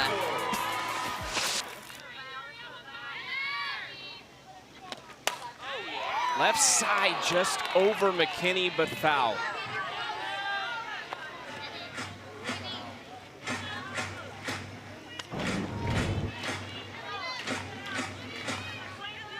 It's a close one.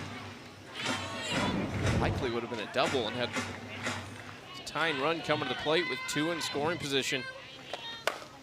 It's a hold of this to left center. Brady goes back, and Cagle does it again. We're not done yet. A 2-run shot to make it a 1-run game.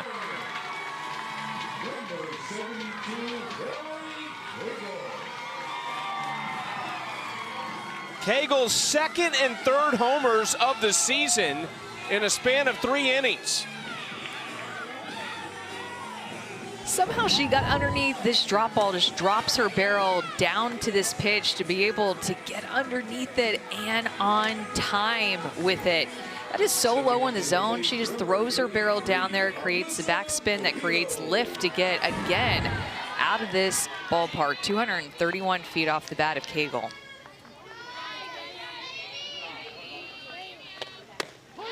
Strike 1 to Alyssa Brito. Tying run at the plate, still just 1 out. It's Brito and Devin Netz, the next 2 batters up.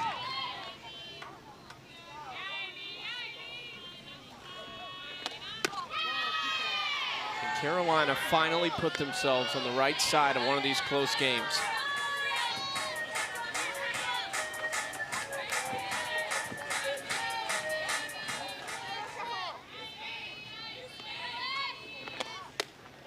Brito takes, strike 2. That's a pitcher's pitch right there, a tough one for Brito, where Vaughter just gets the bottom of the zone.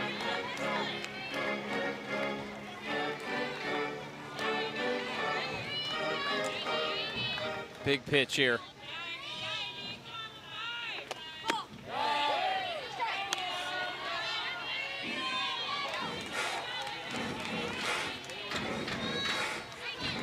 Valerie Cagle looking on. Had 6 RBIs on the season, has 4 today. Brito takes, full count.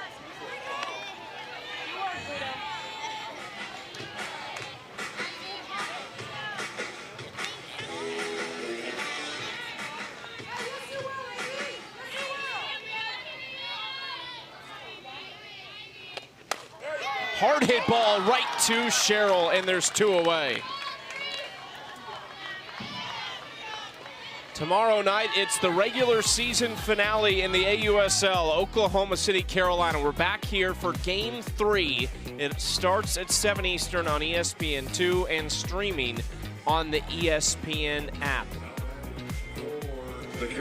Oklahoma City 1 out away from that game being a play-in to the play-in game.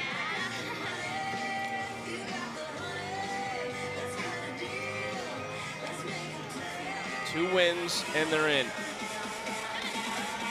Quick visit from Amber Flores to the circle. Devin Netz at the plate. Netz will start tomorrow's game in the circle for Carolina against Elena Vaughter.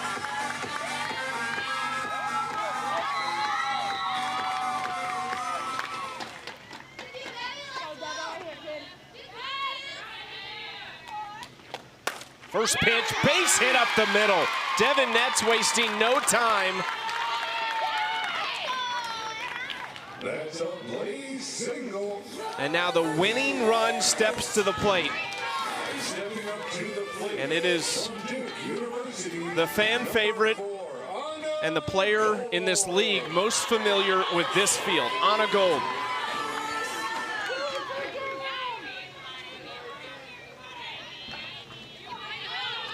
5 hits in the first 2 games of this series so far. First pitch inside, ball 1. Homered yesterday.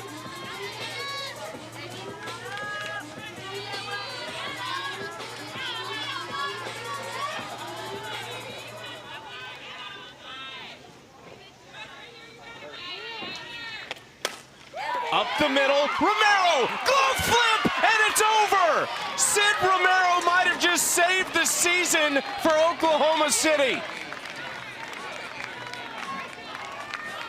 And fans, with a final score of They are now 1 win away tomorrow night from going to the AUSL postseason. She was so quick to get over there. What a read off the bat by Sid Romero, kind of moving that way. As the pitch was released, you saw her shuffle her feet that one step as the ball is being released, almost like she kind of intuitively knew where Anna Gold was about to drive it right back up the middle of the field is what helped her make the dive and get that ball into her glove, and then the toss to Sid Sherrill for the final out. What a play. What a moment for this Spark team. Another 1-run loss for the Blaze, but a big 1-run win for the Spark to push it to tomorrow.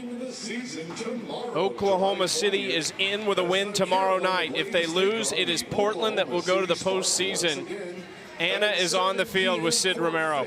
Okay, Sid, game-winning play. Take us through it.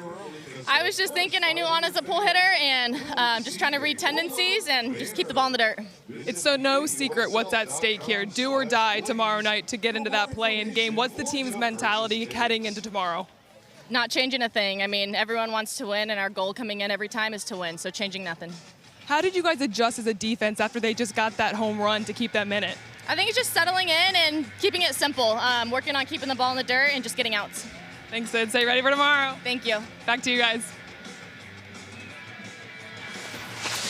Well, there it is. Oklahoma City, 1 game left. Portland's season is done, and the Spark have the tiebreaker over the Cascade. Can't wait for that game tonight. Chicago, Utah going head-to-head for the 1 seed and an automatic spot into the finals. And then 1 more regular season game tomorrow night. Join us. It is sure to be a good one as the Spark try to fight their way into the playoffs. On ESPN2 tomorrow night, the regular season finale. Talons Bandits, 8 Eastern tonight on MLB Network. What a game we had. Oklahoma City survives at the buzzer.